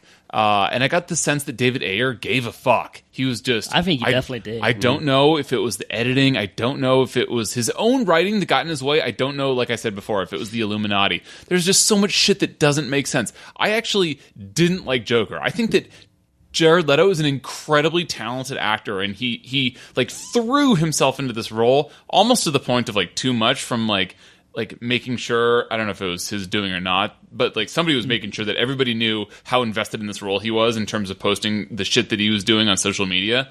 Like, I get it. You're a fucking method actor. You fucking roll my eyes.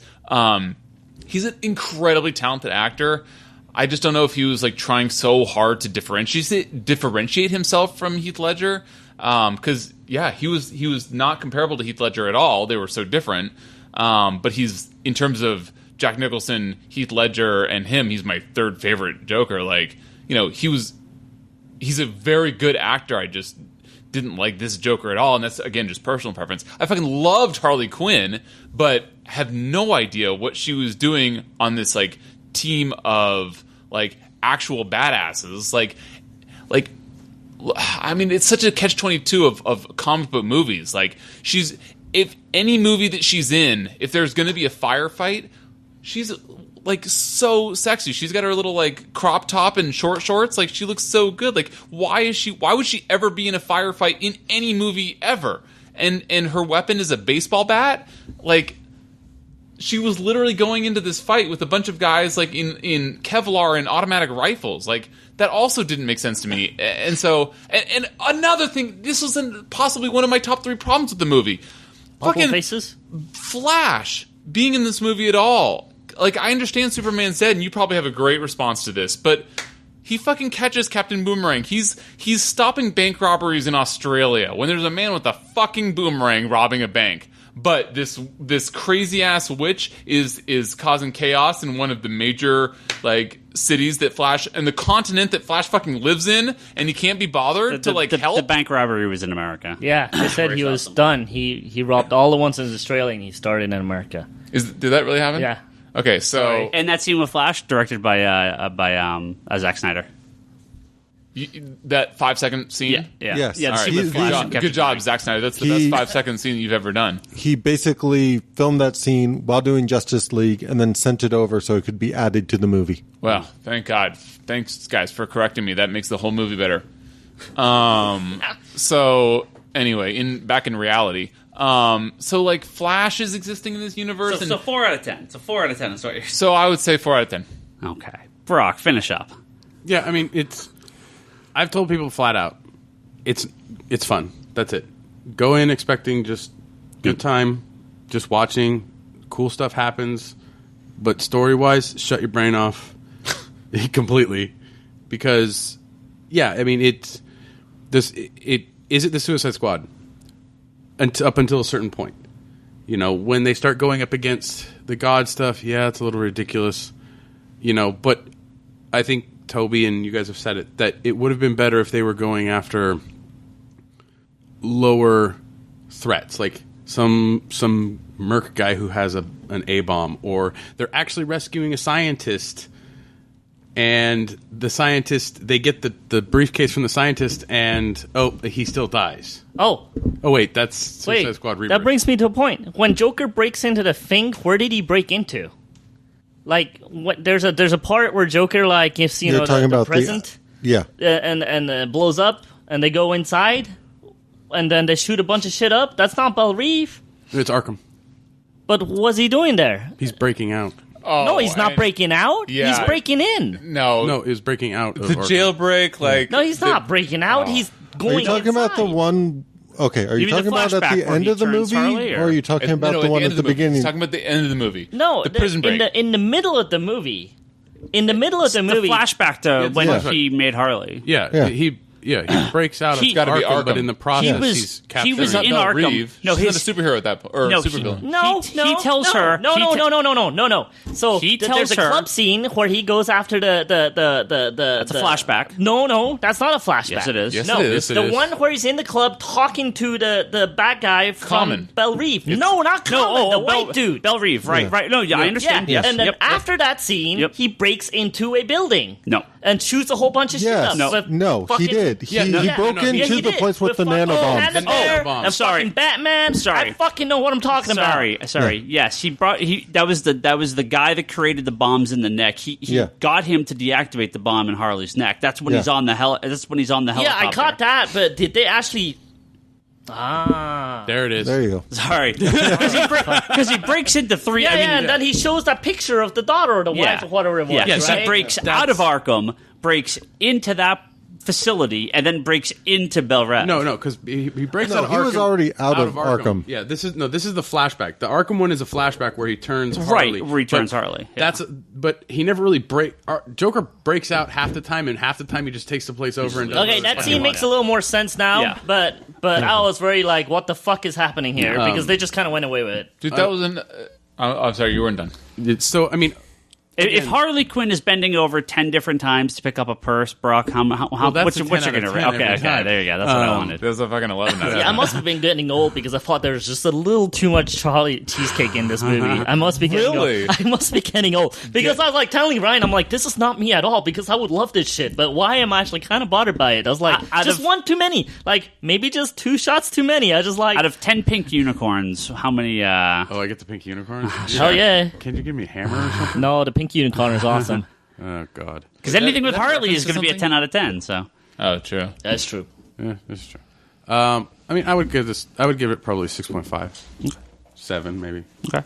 Because going in with fun involved. I'm not going in for story. Sure. So because there's plenty of problems with that. But we know how DC editorial is, which was Warner. Video editing. Now, be honest, Brock. If this movie didn't have Harley in it and was a Marvel movie, you would be not so kind right now. If it didn't have Harley in it, And it was a Marvel If movie. it was a Marvel movie, No, I'd be take like, out Marvel movie. If it didn't have Harley in it, Yeah. this movie is a If 2 out this of 10. Because for Rock. Harley in this movie fluctuates your reasoning in this a little bit, I think. No, actually, I really like enjoyed Deadshot's character. I liked Boomerang's character. I liked all the character, even Katana, where most people were like, "Why was she even Oh in my there?" god, why was she? I in there? didn't mind that they didn't give us too much of Katana because she was associated with Rick Flag and the military guys instead of being part of Task Force X or the Suicide Squad. So, like, I can understand that. Would I want more? Yes, your outsider's idea for her being in the movie, fantastic. It should have been in there. Because you want your Geoforce. Yeah, exactly. But I think that yes, this movie did suffer from studio editing, from the studio being. Well, we assume, alleged. We assume. we don't know. The track record of Warner Brothers with a lot of their Feels like movies. Once is what, twice is okay, maybe 3 times is it's pretty much We'll say. the case.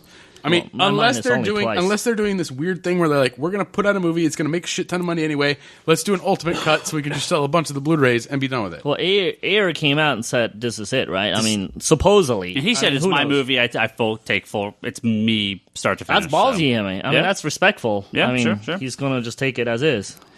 So when it comes to comic books, for me at least, story is generally the number one reason I'm reading a comic book. But the number 2 reason for me is always character, right?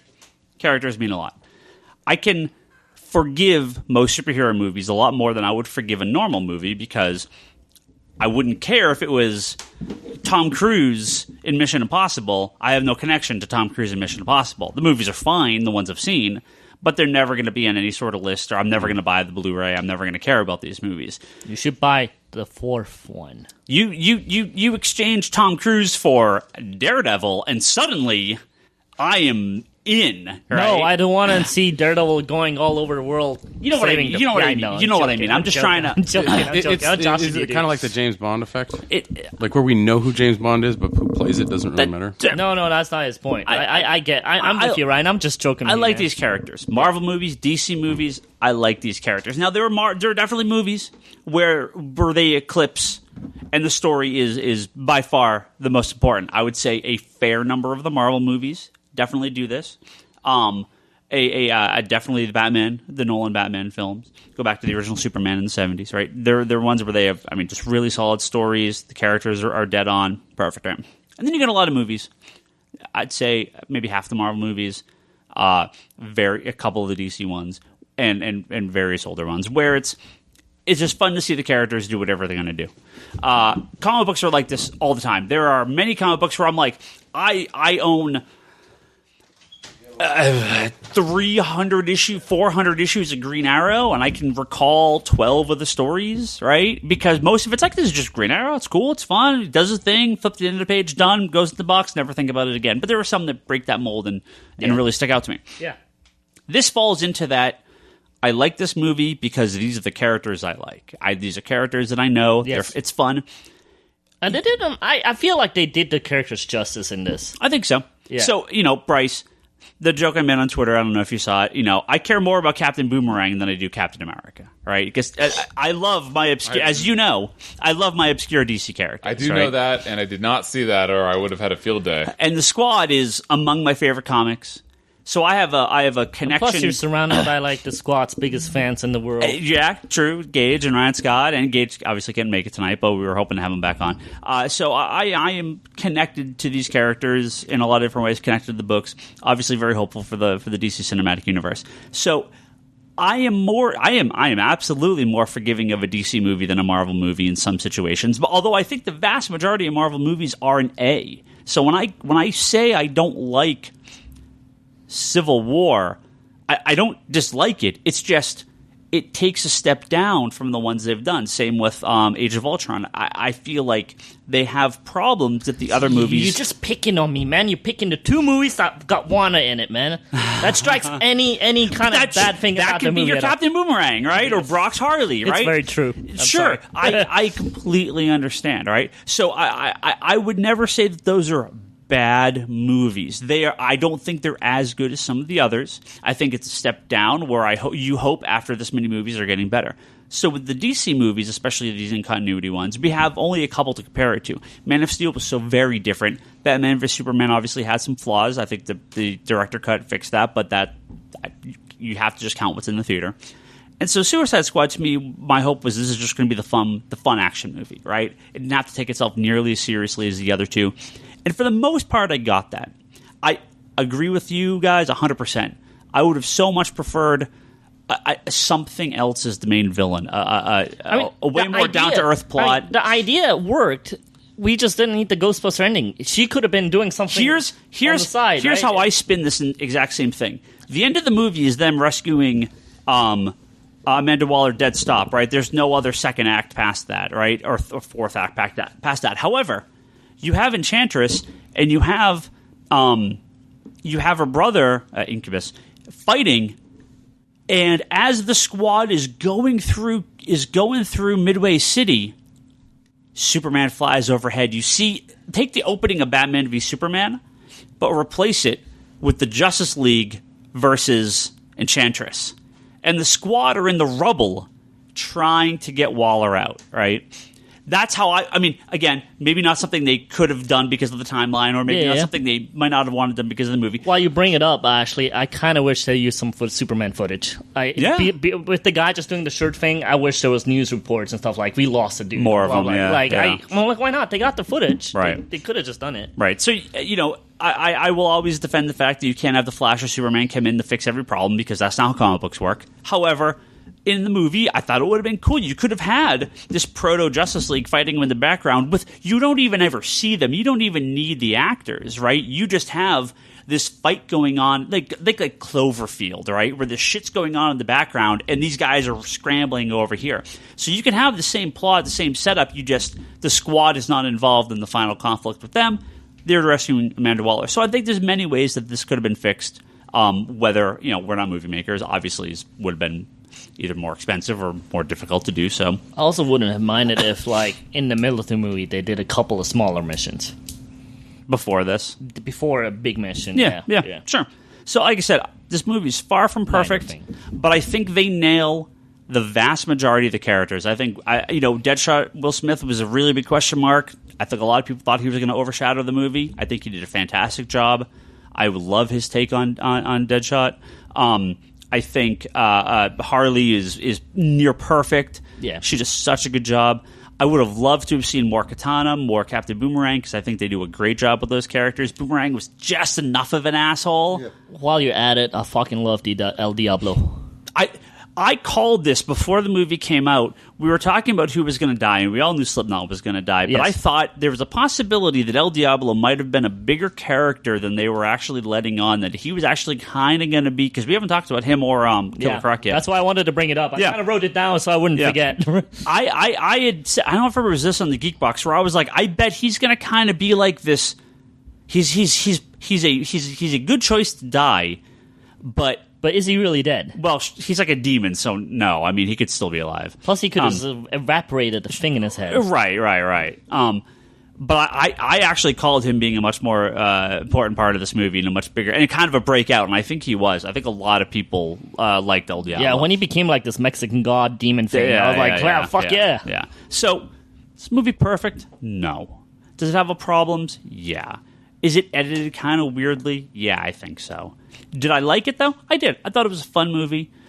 I don't think you need to turn your brain off to enjoy this movie. I think it has some flaws. It absolutely has some flaws in a similar way that the first cut of Batman v Superman did. Not going to say it's a perfect movie. It's not an A+.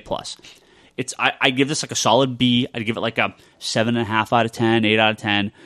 It definitely has issues. I think it suffers from not quite the same level that Green Lantern did. I think Green Lantern is a D. Sorry, Ryan. It's fine. I think Green Lantern was fun. It had some heart. It just it didn't build maybe quite the right way. I think Squad from the start, that first 45 minutes of Suicide Squad is fantastic. The little quick origins, all the little bullet points of all their characters. This is the best part of the movie. I thought that was really well done. I also like the flashbacks. Yeah, all the flashbacks. The way they worked was really well done. Yeah, I think there's a lot to love in this movie. Yes. But it definitely has some flaws. And Totally. I don't think the villains are always a tough thing in these movies. Most of the Marvel movies have suffered from not the greatest villains. I think most of them have been fine. A couple have been not the best. A lot of people complained about like Thor 2 with what's his face, Malekith. A lot of people hated Malekith. I didn't hate him. He was just a bad dude. He's just right, and I feel like Enchantress is just a monster. It's just but they had the story elements were all there, right? Sure. You force 100%. a person to do all these things that you fucking despise. Eventually, you're gonna turn on your master, right? Yeah. Mm-hmm. It's like old school. It would have been better if she was turning on the master at the end of the movie. Right, That's where what but she's going to be but they set her up as the big bad. That's setting up for the next that's- movie. when she turned, that's the end of the movie because that's when they had to send everybody in. And it's the big finale. But that's halfway through the movie. Yeah. But they had to set. They have to set it up. Yeah. Right. But I think But it is halfway through the movie, not at the end of the movie. Yeah, but that's the start at the end of the movie is her turning on the master. I mean, I wish there was I know what you mean. I know what you mean. I feel like, and I don't want to keep going back to Civil War, but one of my biggest problems with Civil War is the villain. I don't feel that the character is able to do what the character does in that movie. Not in a similar way that I don't like the villain in Iron Man 3, not to the same level though. I think Civil War is a perfectly fine movie. I just think it's not as good as the previous ones and a little bit flawed. I think Suicide Squad, better than it probably, not as good as I would like it, better than I think it's reviewed. Something like Civil, I would prefer a random generic monster as a villain than a character like Zemo in Civil War that I do not buy. I do not buy that take on Zemo. Okay, so most of what you just said is totally cool. My argument is with the last part, which is that Zemo, wasn't... I guess, he was the villain if you have to assign a villain to every movie, but, that movie... He clearly was the villain. No, but that movie was about the dichotomy between Iron Man and Captain America. He was just a foil. He was just maybe the puppet master, but he wasn't ever supposed to... Or maybe he was, and I just don't see it that way. Like, supposed to be the big bad. Like, the movie revolves around who do you side with. They both have equal arguments, and they fought each other. And so, like, there was an antagonist that caused the fight between them, but like, that's not to mean that there needs to be like a monster in every movie. Like, the monster of that movie, the reason that movie was so good was because it was like, no. What I said is I would prefer a generic monster that the heroes beat up over a character that I do not buy the ability and motivation for. That's what I said. He's basically saying that he doesn't feel like the character could have manipulated events to the point that he did. I don't hate Malekith. Malekith is just a random monster. I don't think it deserves the hate that character gets. I do not believe the villain in Iron Man 3. And like, that's where I hit a wall where I'm like, I just do not believe this character anymore, and it falls to an F, a 0%, because I do not believe the motivation of this character. A lot of but a random monster just causing havoc, I'd be like, sure, whatever, that's fine. A lot of superhero movies, the problem is that we don't get the development in the supervillain, or we don't get the development in the enemy, because like, even in BVS, Lex's drive, his back, like, I didn't get his motivation. He just talked and talked and talked and talked and talked, and I didn't get any of why he's like that. I didn't understand it. There's a couple lines that hint around it, and I think it's a little clearer in the director cut. But Lex still was seeing the bigger picture and it's freaking him the fuck out. Yeah, well, but that's the thing is, that's a big drive. It's a big drive, but the problem is we don't see that. We don't get the three-dimensional view that we get with a lot of heroes, in that we don't get, we know why Batman does what he does, right? He lost his family at a young, impressionable age, so on and so forth, all that. Lex, okay, Daddy was a bad guy. He used to say a bunch of stuff, and this is how I act. We don't have, there's no real motivation behind it, or it's not explained very well. Well, I'm gonna let me wrap up here real quick. We got a bunch of questions, a lot of them involving Suicide Squad, so we'll get to a couple of these real quick. Wait, Burn before you real get fast. started, did you see the 3-hour director's cut of Civil War? I'd watch it if it came out. Sure, I would totally watch it too. And I really want to push this point. I don't hate Civil War. I don't hate Age of Ultron. They're not bad movies. They're just not as good as the ones that preceded them. So they are therefore not as good. They are less. They're still almost 12 of the 11 of the 13 Marvel movies are B- or higher. That's amazing. So how many boomerangs do you give Suicide Squad? I'm going to waffle between 7.5 and 8. I would say I'm like the movie guy in me, the guy that sees the flaws, the guy that's like, yeah, there is some problems with this movie. It's like a 7.5. The guy that's like, fucking Captain Boomerang's in a movie gives it an 8. Because I think it is. It's the Harley problem. It is. It definitely is a point or two higher because of the characters, because of who they are. And I think I do want to say I love Jared Leto's Joker. I don't love it, but it's very different. They're all very different. I think I like Jared Leto's Joker a lot because he encompassed a lot of different aspects of different Jokers that we've seen, right? I think I would have liked him more if they hadn't cut stuff from the sound of it, because... Yeah. Dude, I mean, you can't say that. No, what is that argument? My argument is this.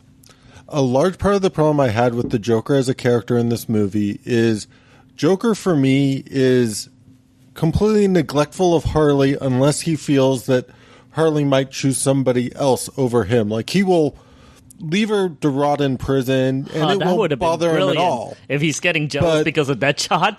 But the second he feels his hold over Harley is weakening, he will move heaven and earth to reestablish that hold. Okay. Yeah, like Toby said, this Joker would have killed the what's his face Joker, the leather Joker wouldn't have put up with Harley shit for a second. Yeah. He would have murdered her in an instant. Absolutely. But this Joker is like, it's mine. She's mine. I'm going to get my property The way back. I look at it, the turning point was when she jumped, right?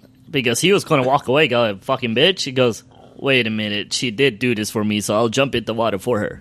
Or with her. Sorry, not for her. No, I thought the vat... I don't want it. I thought the vat scene was great. Yeah, I had no problem with the vat scene. I just kind of had this... the image of Joker lying down, just going crazy over the fact that Harley's not there, like that. There are so many comics that pretty much show off the Joker not giving a fuck if Harley is incarcerated or whatnot until he has a use for her or until he feels like she's prepared to walk away from him. Or it's if he knows directly what took it. Yeah. So none of you guys give this movie -1 points on your scores because Jared Leto was really in like 5 minutes of this fucking movie. Like I was so disappointed with how little. But I will say this: I'm being a little bit, but only a little bit exaggerating. Like he was in so little of the movie. If you guys want, I only saw one. I'm sorry, I was done. Go ahead. Yeah, The fuck just happened? You should all listen to the Suicide Squad soundtrack. It's really cool. Ugh. Anyway, But I mean, he wasn't in a ton of the movie. He was like the B plot of the movie, but. But dude, I feel like so I only saw one trailer. Yeah. But they pushed him. That's all I'm saying is that like based on posters and like just things I would hear. They never talk about Enchantress being the villain in the movie. They never once say it. Exactly. So I was surprised by that, and I was really disappointed with how little Jared Leto was in the movie. Like again, I didn't. Some fan has like nothing will come of it, but there was like a class action. Some fan is threatening a class action lawsuit against Warner Brothers because the Joker was not. It was not. The trailer was false advertisement. The Joker was not the villain of the movie, and I'm like. Well, didn't they show Batman in some of the trailers too, and like he was in 30 seconds of the movie. Or something? Sure. Well, let's hit up a couple of these questions real quick. Yeah, questions. I just lost my train of thought. Real quick. Wait. I want to get to your questions, but if you can just very quickly tell me. This. I just pulled a Bryson and I. Wouldn't it have been cool if one of the missions they had to go up against Joker and Harley has to go against Joker even though she has the bomb in her head? I actually thought that was going to be part of the movie. That would have been fucking cool. I really thought part of the movie was going against Joker. Okay, you both mentioned your love for Jared Leto's Joker. Fair enough. I think he's very talented. You actually liked his Joker. Different things. In terms of Nicholson, Ledger, Jared Leto's Joker, we've only had one movie from... Oh, I guess we only had one movie of Ledger. Yeah. And Nicholson. Okay, yeah. So I've actually never been the biggest fan of Jack Nicholson's Joker. I like him, but it's a Ledger for life. Sure.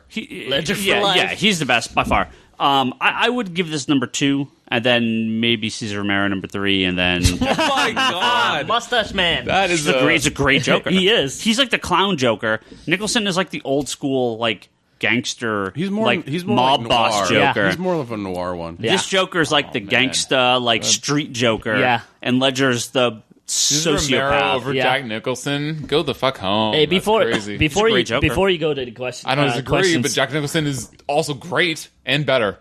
Yeah, before you go to the questions, I want to say, even though I sound very negative, I do really like the characters, and I do think people, if you have any interest, go watch it. Who cares what anybody says? Yeah, I think the just characters. enjoy the movie for yourself. I mean, it's not like the characters fail and the movie fails. Yeah, I think the actors did a really good job. I think the direction's really good. Not a great- I had some Everyone should issues with just go plot, to see but John Ostrander's name on a building. Yeah, that's really it. Just not a huge, What the fuck is that? plot behind it. John He's the main Ostrander, writer. He's the main writer on Suicide Squad back in the 80s. Yeah, he's the creator of the modern Suicide Squad, and they name dropped him in Wait. The So building he has where a movie? the building where Waller was. Yeah, the building where Waller was named the John J. It was like the John Ostrander. John H. No, but that was the writer from the original Suicide Squad. Yeah, I from thought you the were talking 80s, about a yeah. movie. No. Oh, you're talking about. he's just got a little nod in the movie. He got a nod in the movie. No, he's saying that What the fuck? they are you did a saying? nod to the original creator of in the movie. I Yeah. thought you were saying that John Ostrander went on to write a movie. No. All right. Anyway, so fuck. I just had a brain fart. There was one last From Bryce, it's my fault. from our good friend Darfox8. Do you think Suicide Squad will have an ultimate cut like BVS? The situation hope is so. quite different and potentially more embarrassing for certain people. I think it's possible. I mean, I think we'll see a bunch of deleted scenes. I don't think we will, but I wish we would. New cut, probably not. Deleted scenes, yeah, definitely. This is one from Keith. Has got a big question here. Let me read this real quick. He says, he's talking about things I've said, and I think on Facebook. He says, you say the one thing that you appreciate about the DC movies versus the Marvel MCU, Marvel Cinematic Universe, is the fact that DC takes risks where Marvel plays it safe. You mentioned you would that I would like a course correction more in line with the Marvel Cinematic Universe if it meant better critical reception. If you love DC's output on our board with the MCU, wouldn't you want DC to stay the course? Doesn't personal enjoyment trump all? Now, what I said was, I feel like 13 movies in, the last 2 have not been as good as some of the previous ones, because I feel that when you've been working on this for so long, you kind of need to do like, all right, show me the next thing, right? Not only that, you have so many other storylines to answer to. Right. It's a very intricate puzzle piece at that point. It starts to get first it gets very big, yes. Right? So for something like Civil War, had Civil War came out in 2008, my head would have exploded. It would have been the greatest thing I would have ever seen, and it would have been the greatest movie anyone would have ever made. It's, but if you look at it 13 movies in, you're like, there were really cool parts, but this wasn't as good as this, and this wasn't as good as this. I mean, it might be better than Avengers, but Avengers came first. So Avengers is the thing that's like, this is the fucking Avengers, right? Mm-hmm. So I think that's the problem that I have with it. It's like Temple of Doom. It's like Return of the Jedi. These are fantastic movies, but something kind of has to be the third on the list, and I may not necessarily agree that those 2 are the third on the list. Oh, I was like, wait, Indiana Jones 3? But they are generally accepted as the third on the list. Well, no, because I think what you're... Temple of Doom was number 2, dude. Yes, no, but he's the saying third best one. Yeah, it was absolutely the third best. I think what it is Return of the Jedi and... I'll talk about Star Wars. No. Return of the Jedi and Temple of Doom rely on the previous movies. They rely on things that came from those. So 13 Temple movies... of Doom doesn't really, but... Yeah, but 13 movies in, you've already established questions, you've already established all these things, you're building to something bigger, and that's what the Marvel phases have been done, is they've built and built and built. Yeah, I just don't think they're not delivering on what they're building right now. Well, you have to do it different. That's like Rogue One. So excited for Rogue One because it's so much different than Episode 7, seemingly, right? That is a good way to go. When you're 13 movies in, people in it. When you're 13 movies in, and you've had basically the same plot for 13 movies, and this is a problem with comic books in general, is that like you need to kind of Guardians, Ant-Man. Winter Soldier, I felt like those step out of the boundaries of the typical Marvel layout, even though they're yes. I mean, I've and obviously numerous times. I was actually kind of bored with the early Marvel movies, and it wasn't until they broke the box, like Winter Soldier and Guardians, where I really, really enjoyed it. Yeah. But for this, what he's asking me is, does my personal taste trump critical and widespread acceptance? I love the Marvel movies. I want to get that out there. And if the DC movies are just like the Marvel movies and all really good, then I'm fine. I like that DC's trying something different. I like my darker characters. I like my twisted stories, a little more twisted. I like it being different. But they it's kind of like they go, oh, we're going to do, and then they kind of cringe back from it. It's like they go, oh, we're going to, and then they step back. They shoot themselves in the foot by going, we're going to jump, but maybe not that far. Well, let's move the things closer. A little bit. But I think that I like what they're trying to do, but it is not working.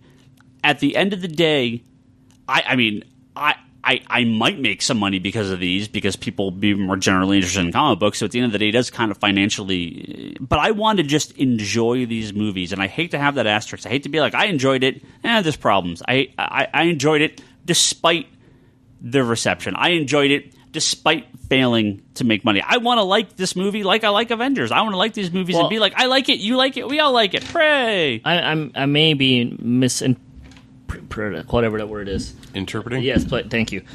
His questions, but is his questions in true, at the bottom of it, is it, would you want DC movies to be safe and good, or do you want them to be, risky and shitty? Yeah. Well, I've liked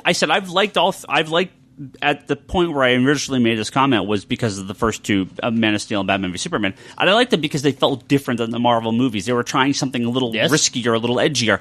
It might not have always clicked with everyone, but it worked for me, right?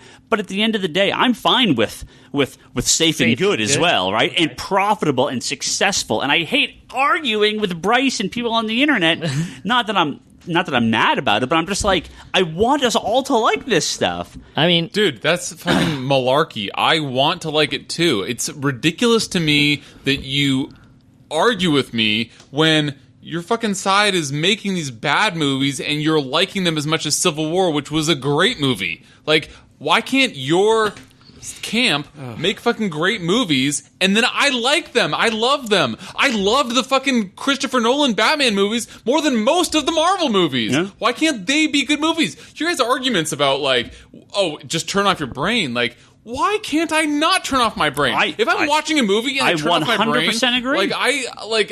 So I said this for No Man's Sky. Like, you can turn off your brain, or I'm actually not even sure that I said this, but like the whole turn off your brain argument, like people use this to the death to defend the DC movies. It's like, dude, why can we not be expected to turn off our brain and hold a movie to a higher standard, like the Christopher Nolan Batman movies? That's what I want. Most of, if not all of, the Marvel movies, like where they're actually good, well-developed movies. Not only do I, There was a point in Suicide Squad where I think Will Smith took out a binder from a knapsack that said Top Secret on it. It was like printed out. That means that somebody fucking took like Microsoft Word, wrote Top Secret in size 32 font, hit print, printed it out, and then put it in the spine and the front cover of this binder. It's like, why, if you have a binder with top secret information on it, why do you have top secret written on your binder? It was like, hey, this is some information I really want to protect. Let me put top secret in humongous font all over it so that nobody will know that it's the top secret binder that everybody wants to get at. So they just should have put accounting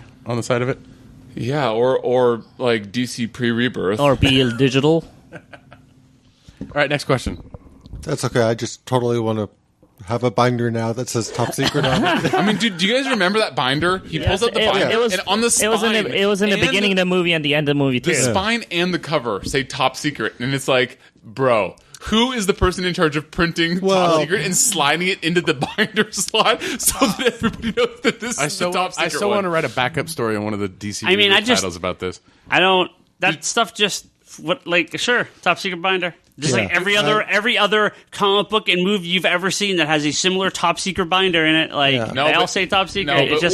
When Captain America, Captain Boomerang is robbing banks with boomerangs, and Katana has a sword that can steal souls, I'm like, whatever, comic book movie, that's fair. But when it's just like idiotic outside of the comic book universe, when it's just bad writing, like you can't have a binder that is like demonstrated to the audience that this is an important piece of material without like having Top Secret written in size 84 font so that everybody's beaten over the head with it. Like, that's good writing. Is this hack worse than Snowden?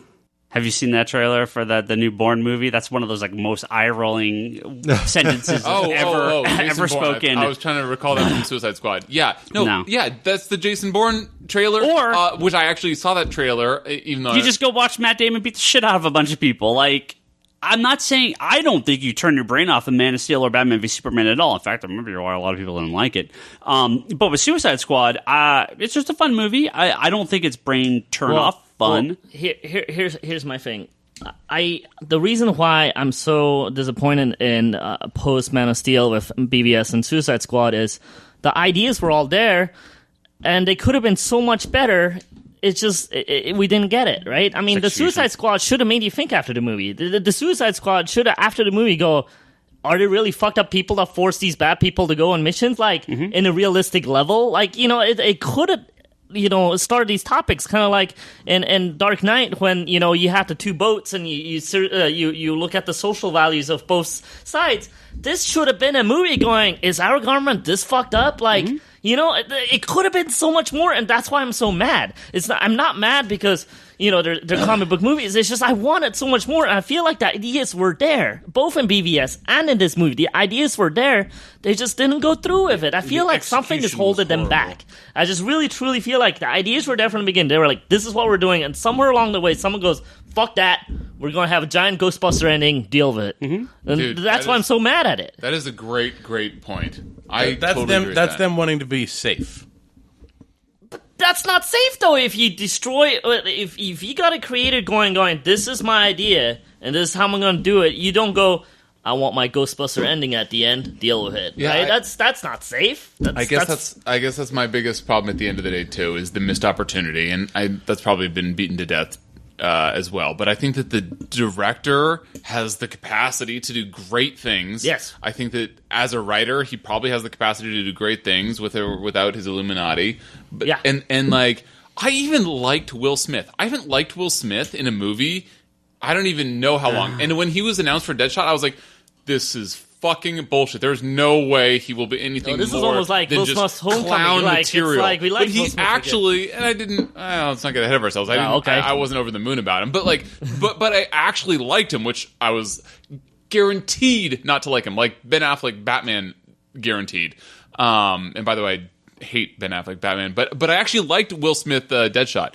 Margot Robbie was perfect. Like Jared Leto was like, even though I like him, you know, I have to say the casting's been dead on for all those movies. What are we agreeing on? I think they've been dead on. Well, you might disagree on Rick Flag, but I like them. Oh, Rick Flag! I don't even disagree with Rick Flag. I just think he's a terrible actor. I just view Rick Flag as the military work that actor's, because he plays the Republican candidate in House of Cards season 4. I'm like, that's just his military career before he becomes president or tries to I didn't think that. I did see House of Cards before that, and I was like, oh, it's this guy. Wow, he was fucking terrible in that, and he's terrible in this one. Are we going to do any more questions, or wrapping up? We're doing all the questions. Yeah, Ryan. all the questions. All the questions. You missed a week, bro. You owe to the people. Real quick, this is from our good friend Travis. He says, have the Rebirth titles dropped in sales for you? All my titles are better than New 52, but certain titles dropped big. Post number 1. Yeah, we were talking about this definitely earlier in the podcast, and for the most part, our Rebirth titles are doing very well, but clearly Aquaman and Green Arrow are unlikely to ever stay on the top of the charts. So, but even at the low end, they are roughly 4 times ahead of what they were prior, which I will gladly take.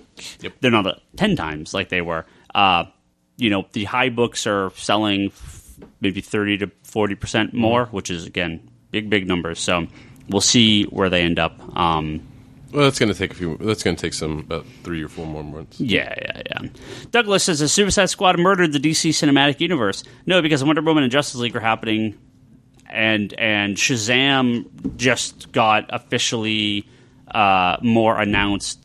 Talked at length. Like Mr. Rock? Still with The Rock? Mr. Rock? And Zack Snyder is in no way, shape, or form involved in this movie. I fucking love The Rock. And it is taking place in the traditional almost as much as I love Aquaman at this point. What do you think of Aquaman playing the guitar? You like that? Huh? You like Aquaman playing the guitar? Fucking like Aquaman is going to be the best thing ever in the world. Wait. First of all, what guitar? Second of all, Aquaman is the best. There's a picture of just them on the set where he's got a guitar. Is it? Yeah. Third of all, are we going to talk about how that Justice League trailer is like a Marvel movie? Are we going to talk about that at all, or do you not? Well, are you in denial? Or? No, they're absolutely like, hey, we got to take some of that Marvel swagger and bring it over to our movies, lighten them up a little bit, make them a little more fun.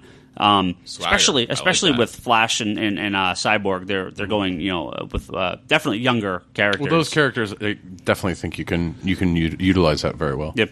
So did it not bother you that obviously people like Flash exist in this universe of the Suicide Squad and they couldn't take care of Enchantress?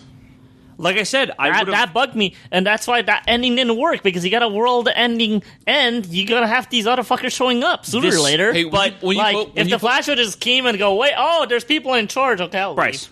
When you post this podcast, can you write Toby twice instead of Toby and Bryce, because he is interrupted like so much Bryce status. Bryce. Sorry, Bryce. When Magneto lifts all of Manhattan up into the sky and is going to destroy all of Manhattan, where were the Fantastic Four, the Avengers, Spider-Man, Daredevil? Don't be an idiot. That's a Fox movie. I mean, in the comic books. In the comic books. They were taking care of Kang. This is the comic book problem of you have to accept that comic book exists. They exist in a shared universe, but the people in it are whatever is just in that one scene, right? I mean, dude, I reject or in that one comic. So bullshit answer. I mean, but they showed Flash in one scene, and then he wasn't available anymore. Like, I mean, comic books are like, dude, you're comparing. Why does Batman to the expanded universes? Why does Batman exist when Superman and Flash can solve every single problem nonstop? Don't get me started. That's why I like Marvel more.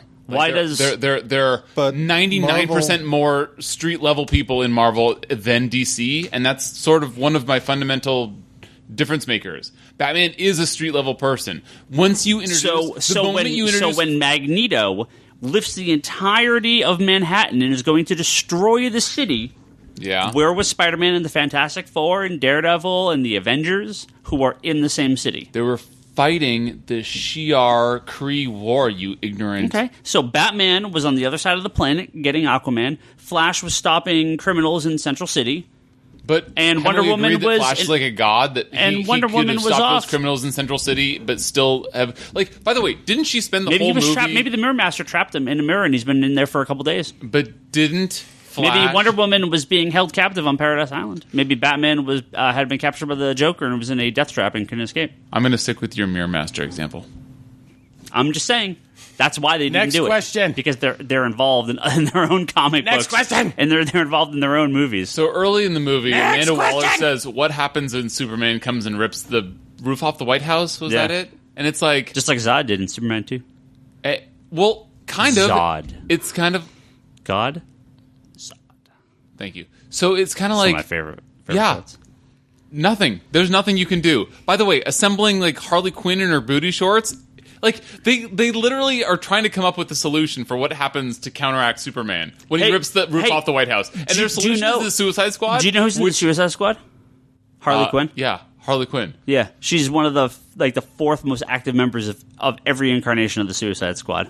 You know, So you know who's in the Suicide Squad? Harley Quinn. You know who else is in the Suicide Squad? Captain Boomerang. You know who else is in the Suicide Squad? Rick Flag. You know why? Because they're in the Suicide Squad. You know that's why they're who in else this is movie. in the Suicide Squad? What does Hawkeye do for the Avengers? Let me ask you a I question. mean, I have no problem with Hawkeye and the He's Avengers. a fucking sharpshooter and he needs to beat me. let's take the asshole internet people's line of why is Hawkeye in the Avengers when you have Iron Man and Hulk? You don't need him. Why is he in there? What does he do? What does exactly he like bring to the Aquaman? Like what is the point? team? Okay.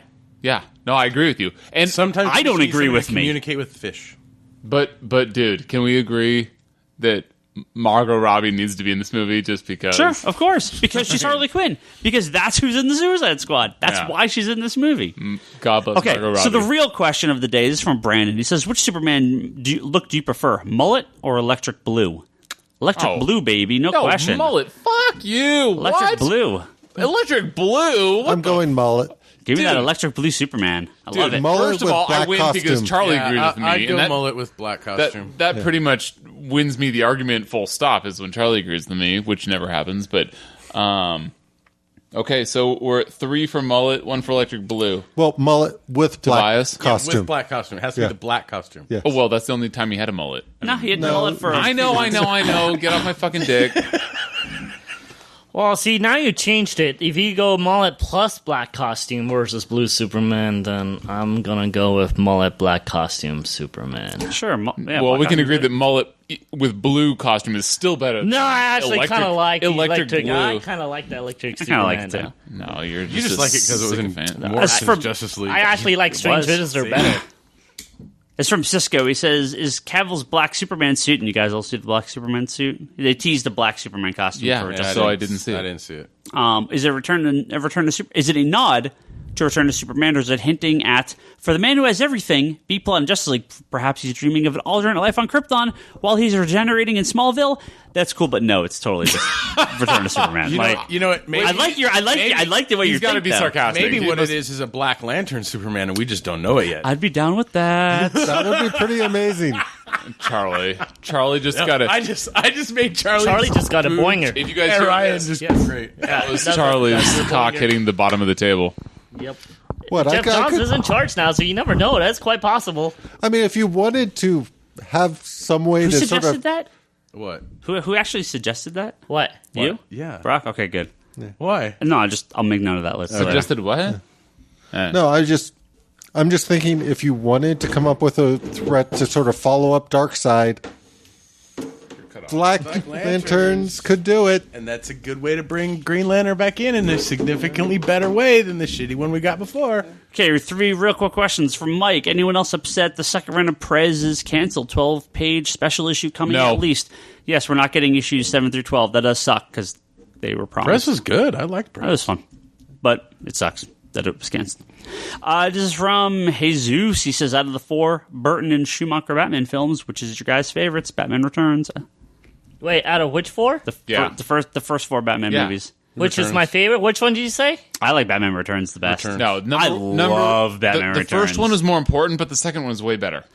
I love Batman Returns. Which also happened with the Tobey Maguire Spider-Man and the 90s or the 2000s X-Men. Because it has the greatest exchange between Christopher Walken and the guy playing his son, and the guy's son trying to do a Christopher Walken impression. It's like the funniest scene in the movie. You're such a nerd. My favorite scene in that Not movie because it's a good movie, but that's because of that scene. Go, Chip, save yourself. No, Dad, no, I'm not going to say. No, you, Dad, go save yourself. No, I'm going to go with the Penguin Man. No, I'm not going to go with the Penguin Man. It's like the greatest scene in the movie. My favorite is I just want to watch that over and over again. It's not because it's an actually good or better movie than number Danny one. DeVito's Penguin is awesome. Dude, it's a better movie is what I'm saying. It's a great movie. It's a better movie, but I quote the first movie more. Yeah. Well, that's because you have some crazy weird thing going on with your family. Because the Joker is awesome to quote in that movie. The Beauty and Beast line is probably one of my most quoted lines of all time. Yeah. No, but like Batman Returns, the best scene from that was Selena Kyle and Bruce Wayne dancing, and then they exchanged the mistletoe line, and then she goes, "Do we have to fight now?" Yeah, like perfect. Like it was just so perfectly done, and they paid homage to it in the in Dark Knight Returns when Selena and them are dancing, and they have a similar. God, we gotta get the hell out of here. Let's wrap up with Indie Gator. Indie Gator, you Why does it badge getter you? And let's just wrap it up because this goes back to what we're talking about. Why does the superhero film genre struggle so much with creating great villains? Suck? That's a good question. Oh, dude. So because the characters are the superheroes, and that's what we're here for. We're here for the superheroes. Well, the problem is we're here for the superheroes, but you have to establish villains. You have to give us villains that we enjoy. But I don't think you do. I agree with Higgins because I think the Joker, one of the greatest villains in the Dark Knight, right?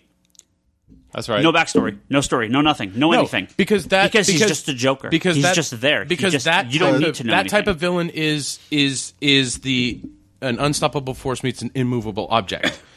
We're talking more along the lines of, you can have your monsters, you can have your doomsdays, which they just beat on and beat on and beat on until they kill the thing. But we're talking about villains that we want villains that we care about. Like why you didn't like Baron Zemo or the Zemo from Civil War is because we didn't get to see where he came from. It was just this guy in the background manipulating things, and it wasn't believable because we didn't know where he was coming from. It wasn't established why he was thinking the way he was thinking. Because the thing is heroes do it because they think they're doing it right. Villains do it because they think they're right. Sometimes. Okay. Sometimes. I'm going to ask a question, Bryce, and then you can say what you're going to say. And I want to see how long it takes for someone to answer this, okay? Who's the main character in Dark Knight? Joker. Who's the main character in Dark Knight?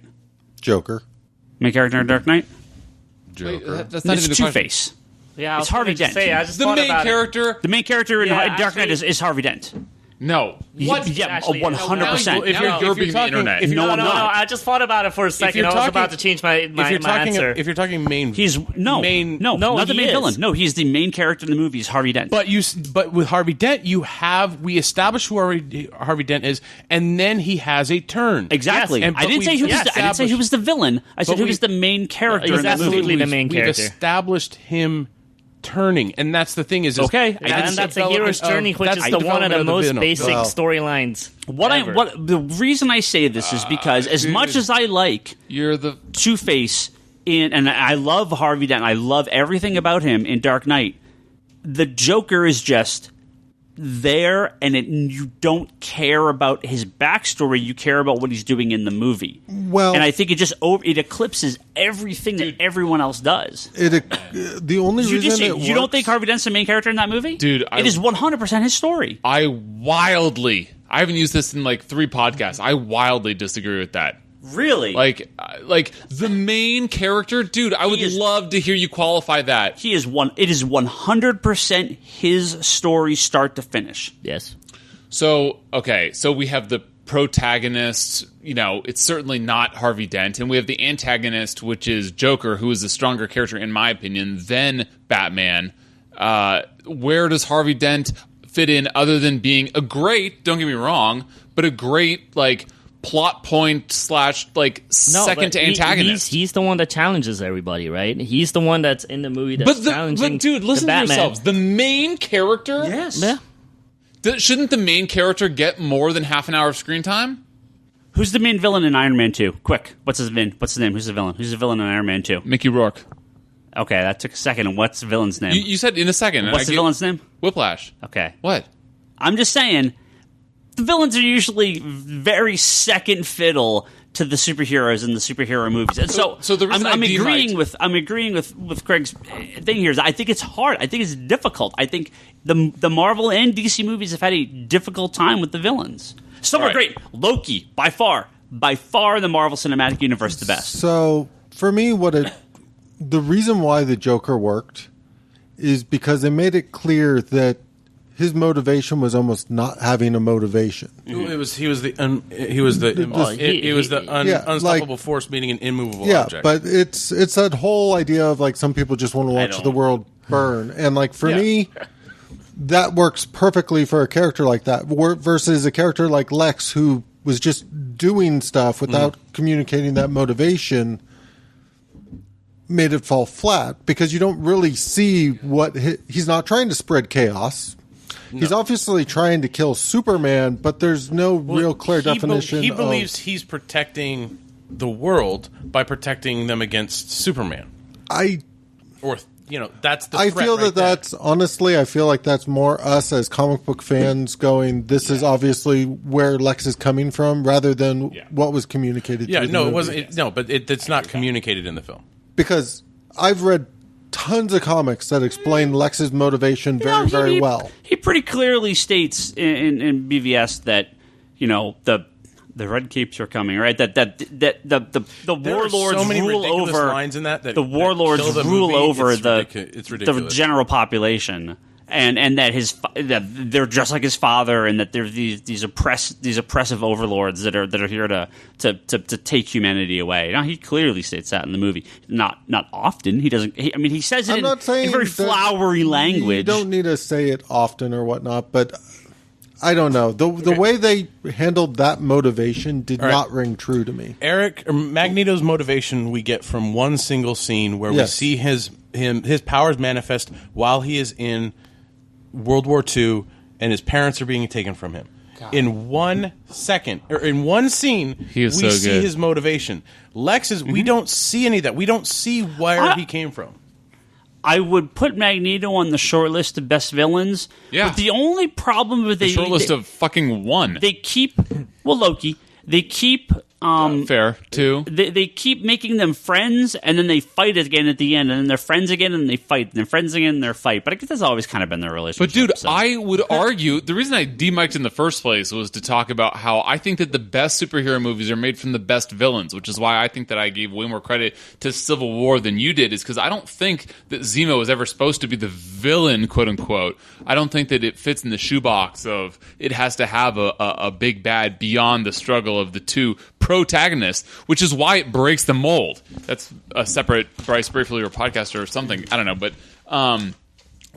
the reason the Fantastic Four movies were so bad, in my opinion, was because they let us down so much with Doctor Doom. Mm-hmm. In my opinion, BVS was half the reason why it was such a letdown / bad was because Doomsday and Lex Luthor were so subpar from what they could have been or should have been. Yes. You hated Iron Man 3 because you fucking hated the Mandarin, okay? Whiplash was, I think, much better than you apparently did. I have no problem with Whiplash. It's just he's a very second fiddle to Iron Man and War Machine in that movie. Okay, the villains in the comic movies rarely are the main push of the movies. But Whiplash, we even got that. Stark stole his father's work. Like we got kind of where he was coming from. Anyway, so it's very much in all comics, not only the movies, but especially comics, where the villains really make the heroes. Like, how cool, how fucking awesome in the comics, Charlie can agree with me, is Apocalypse. Now, how bad was that fucking movie Charlie will say it's good because he says everything is good, but because that Apocalypse was so like subpar and not badass. So but how awesome! Like every X-Men movie that has a badass Magneto, which is by the way most of them, is awesome. Now, like. Terrible writing will make X-Men 3 just the worst, and Apocalypse will have like an like overly exaggerated Magneto, which doesn't make it any better. But like Magneto's existence makes the X-Men better. Like Apocalypse makes the X-Men better. Doctor Doom makes the Fantastic Four. By the way, how boring would the Fantastic Four be without Doctor Doom? I mean, well, you still have Galactus. True. Cloud or actual. Oh form. God! Don't even ask that fucking question, Brock. When you bring up the cloud, when you bring up the cloud in Fantastic Four, you know that's time to end a podcast. So we are going to go ahead and wrap up. Thank you everyone for listening to this podcast. Why the fuck was Cloud brought up? If you dude, like he Suicide does it Squad, or if all you the didn't time. like Suicide Squad, you should join us on our Facebook group and talk to us about what you thought of this movie. Tacos? Or send us some messages on Twitter. We always appreciate tired. that. Before we go, we have to thank our lovely friends, Patreon, including our top tier backers here. We do this every week. Sorry I didn't do this last week, guys. I owe you a fourth of a plug. Our good friend Albert Soy, he's got an app planned everywhere. That's on iTunes. Make sure you check that out. Julian Titus, Nerds Without Pants podcast at pixelbit.com. No pants! There you go. There you go. Ryan Hess, he's got a podcast called Preach. It's about three fools in the desert talking to you about whatever's on their minds. SoundCloud.com/Preach podcast. And he doesn't like Usain Bolt. Oh, yeah, I saw that. Yeah. Jody Lawson, he has Canon, the Triad Comics Anthology. I can barely talk. At triadcomicsstudios.com. I'm sure to pick up some of those comics from him. Joshua Redding, he's got a podcast, Tangent Break. That's on iTunes. Also has a couple novels. They're on Amazon, Twilight of Ages and Dawn of Darkness. Pick those up. Give them a good review. John Nesmith's got a podcast, Drinking with Batman, .libsyn.com. Go have a drink with Batman. Got a few other friends I'd like to thank. Manoa Place, Sam Che, Talon Bray, and Peter Parker. Thank you guys very, very much for all your donations to our lovely, lovely podcast here. And everyone that backs us every single month on Patreon. You guys are all awesome. And amazing and fantastic You are and that. uncanny. And You're Well, you're web of. not necessarily uncanny. Astonishing. If you Unless the top tier. want to email us, comicconspiracypodcast.com. Well, I'm sorry, that's not where you can email us. That's where you can go find this episode, as well as geekbox.net and iTunes. You can email us, though, thecomicconspiracy@geekbox.net or the contact form. Rate and review us, please. Patreon.com again, /comicconspiracy. Should go on there and donate a couple bucks to us. Digital.comicsconspiracy.biz. That's where you can go buy all your digital comics from us. Brock's whispering something at me. He wants me to remind you that you can mail order comic books from us. We have all sorts of subscribers that get their books on a monthly basis from us, or twice monthly if you get a lot. we still have the Harley variant. We still have a lot of our Harley Quinn variant. I mean, they're running out. They're almost gone. Don't forget that. Comicsconspiracy.biz. Pick up our awesome Harley Quinn #1 variant by Mikhail Janin. It's good stuff. ConspiratorBrock.com. That's Brock's blog and video pull list. You can go on there and see his stuff. Wanderers in the Fourth Dimension podcast. That is Charlie's Doctor Who podcast. Etsy.com/shop/Leanne Hill Art. That is my wonderful wife, Leanne. That is her Etsy store. Go and buy some art from her. She's also going to have a booth at Heroes and Villains in San Jose in a week and a half. So I'll be there helping her man that booth. I'll be there working too. Yep. At someone else's booth. Yep, Lord. Yep. Ryan Higgins, Ryan. That's me. I'm on Twitter. Brock Sager is Brock Sager. Bryce Larsen is Larsen Bryce. Toby is Toby XI. Charlie is Insanity in Chaos. ComicsCon store, that is the store. Geekbox, Comedy Button, Good Job Brain, All Talk Podcast, and Manga Machinations. Those are our other podcasts. I'm actually going to be on Manga Machinations this week for their 100th episode, talking about the comic, the Lupin comic that was then made into a feature film. The third. Castle of Cagliostro, and we're going to talk about that as well. That's a Miyazaki one. It is. Wait, Yep. when was this made into a comic? I love that movie. Well, it was a comic originally, and then it was What? that story was loosely adapted into the Castle of Cagliostro. So, Oh, how cool! I mean, they've been looping comics for like 30 years. Or yeah, something I like bought that, a bunch of them from the shop here. Even Nice. So, yeah, there was Do a. they have a Marvel omnibus? I don't know. No, they don't. I don't even know how that's collected these days. I don't know if you can really get any Lupin stuff anymore. I don't know if Because wasn't it Tokyo Pop? Does it have the same art from Ghibli? No. Oh, then- it was in the Lupin style. Yeah. Yeah, Very but different no, from wasn't that. it Tokyo Pop that put the Lupins out? They might have. Oh, I think they did. Yeah. and they're done. Yeah, I don't. They're well, no longer no, alive. Pop's still around. Really? Yeah, they're doing a bunch of like Disney manga stuff now, but it's totally not the same company. Yeah. That's okay. I love the Lupin stuff. Yeah. So make sure you check that out. Should be good. Shocking nobody. You love something else. And if you're a Patreon backer, Hey, if you want should to talk about like a group of anti-hero Suicide Squad-esque characters, Lupin's the perfect example. He should join the crossover Suicide Squad. Yeah. That'd be a weird Studio Ghibli plus Suicide Squad equals good movie. Also, if you're a Patreon backer, make sure you check out the Bryce Briefly that's going up tonight. Yay. So that'll be up very soon. Thank you guys all very much. Bryce, hopefully it didn't break you too much. We still love you. Don't hate us. Goodbye. I don't hate it.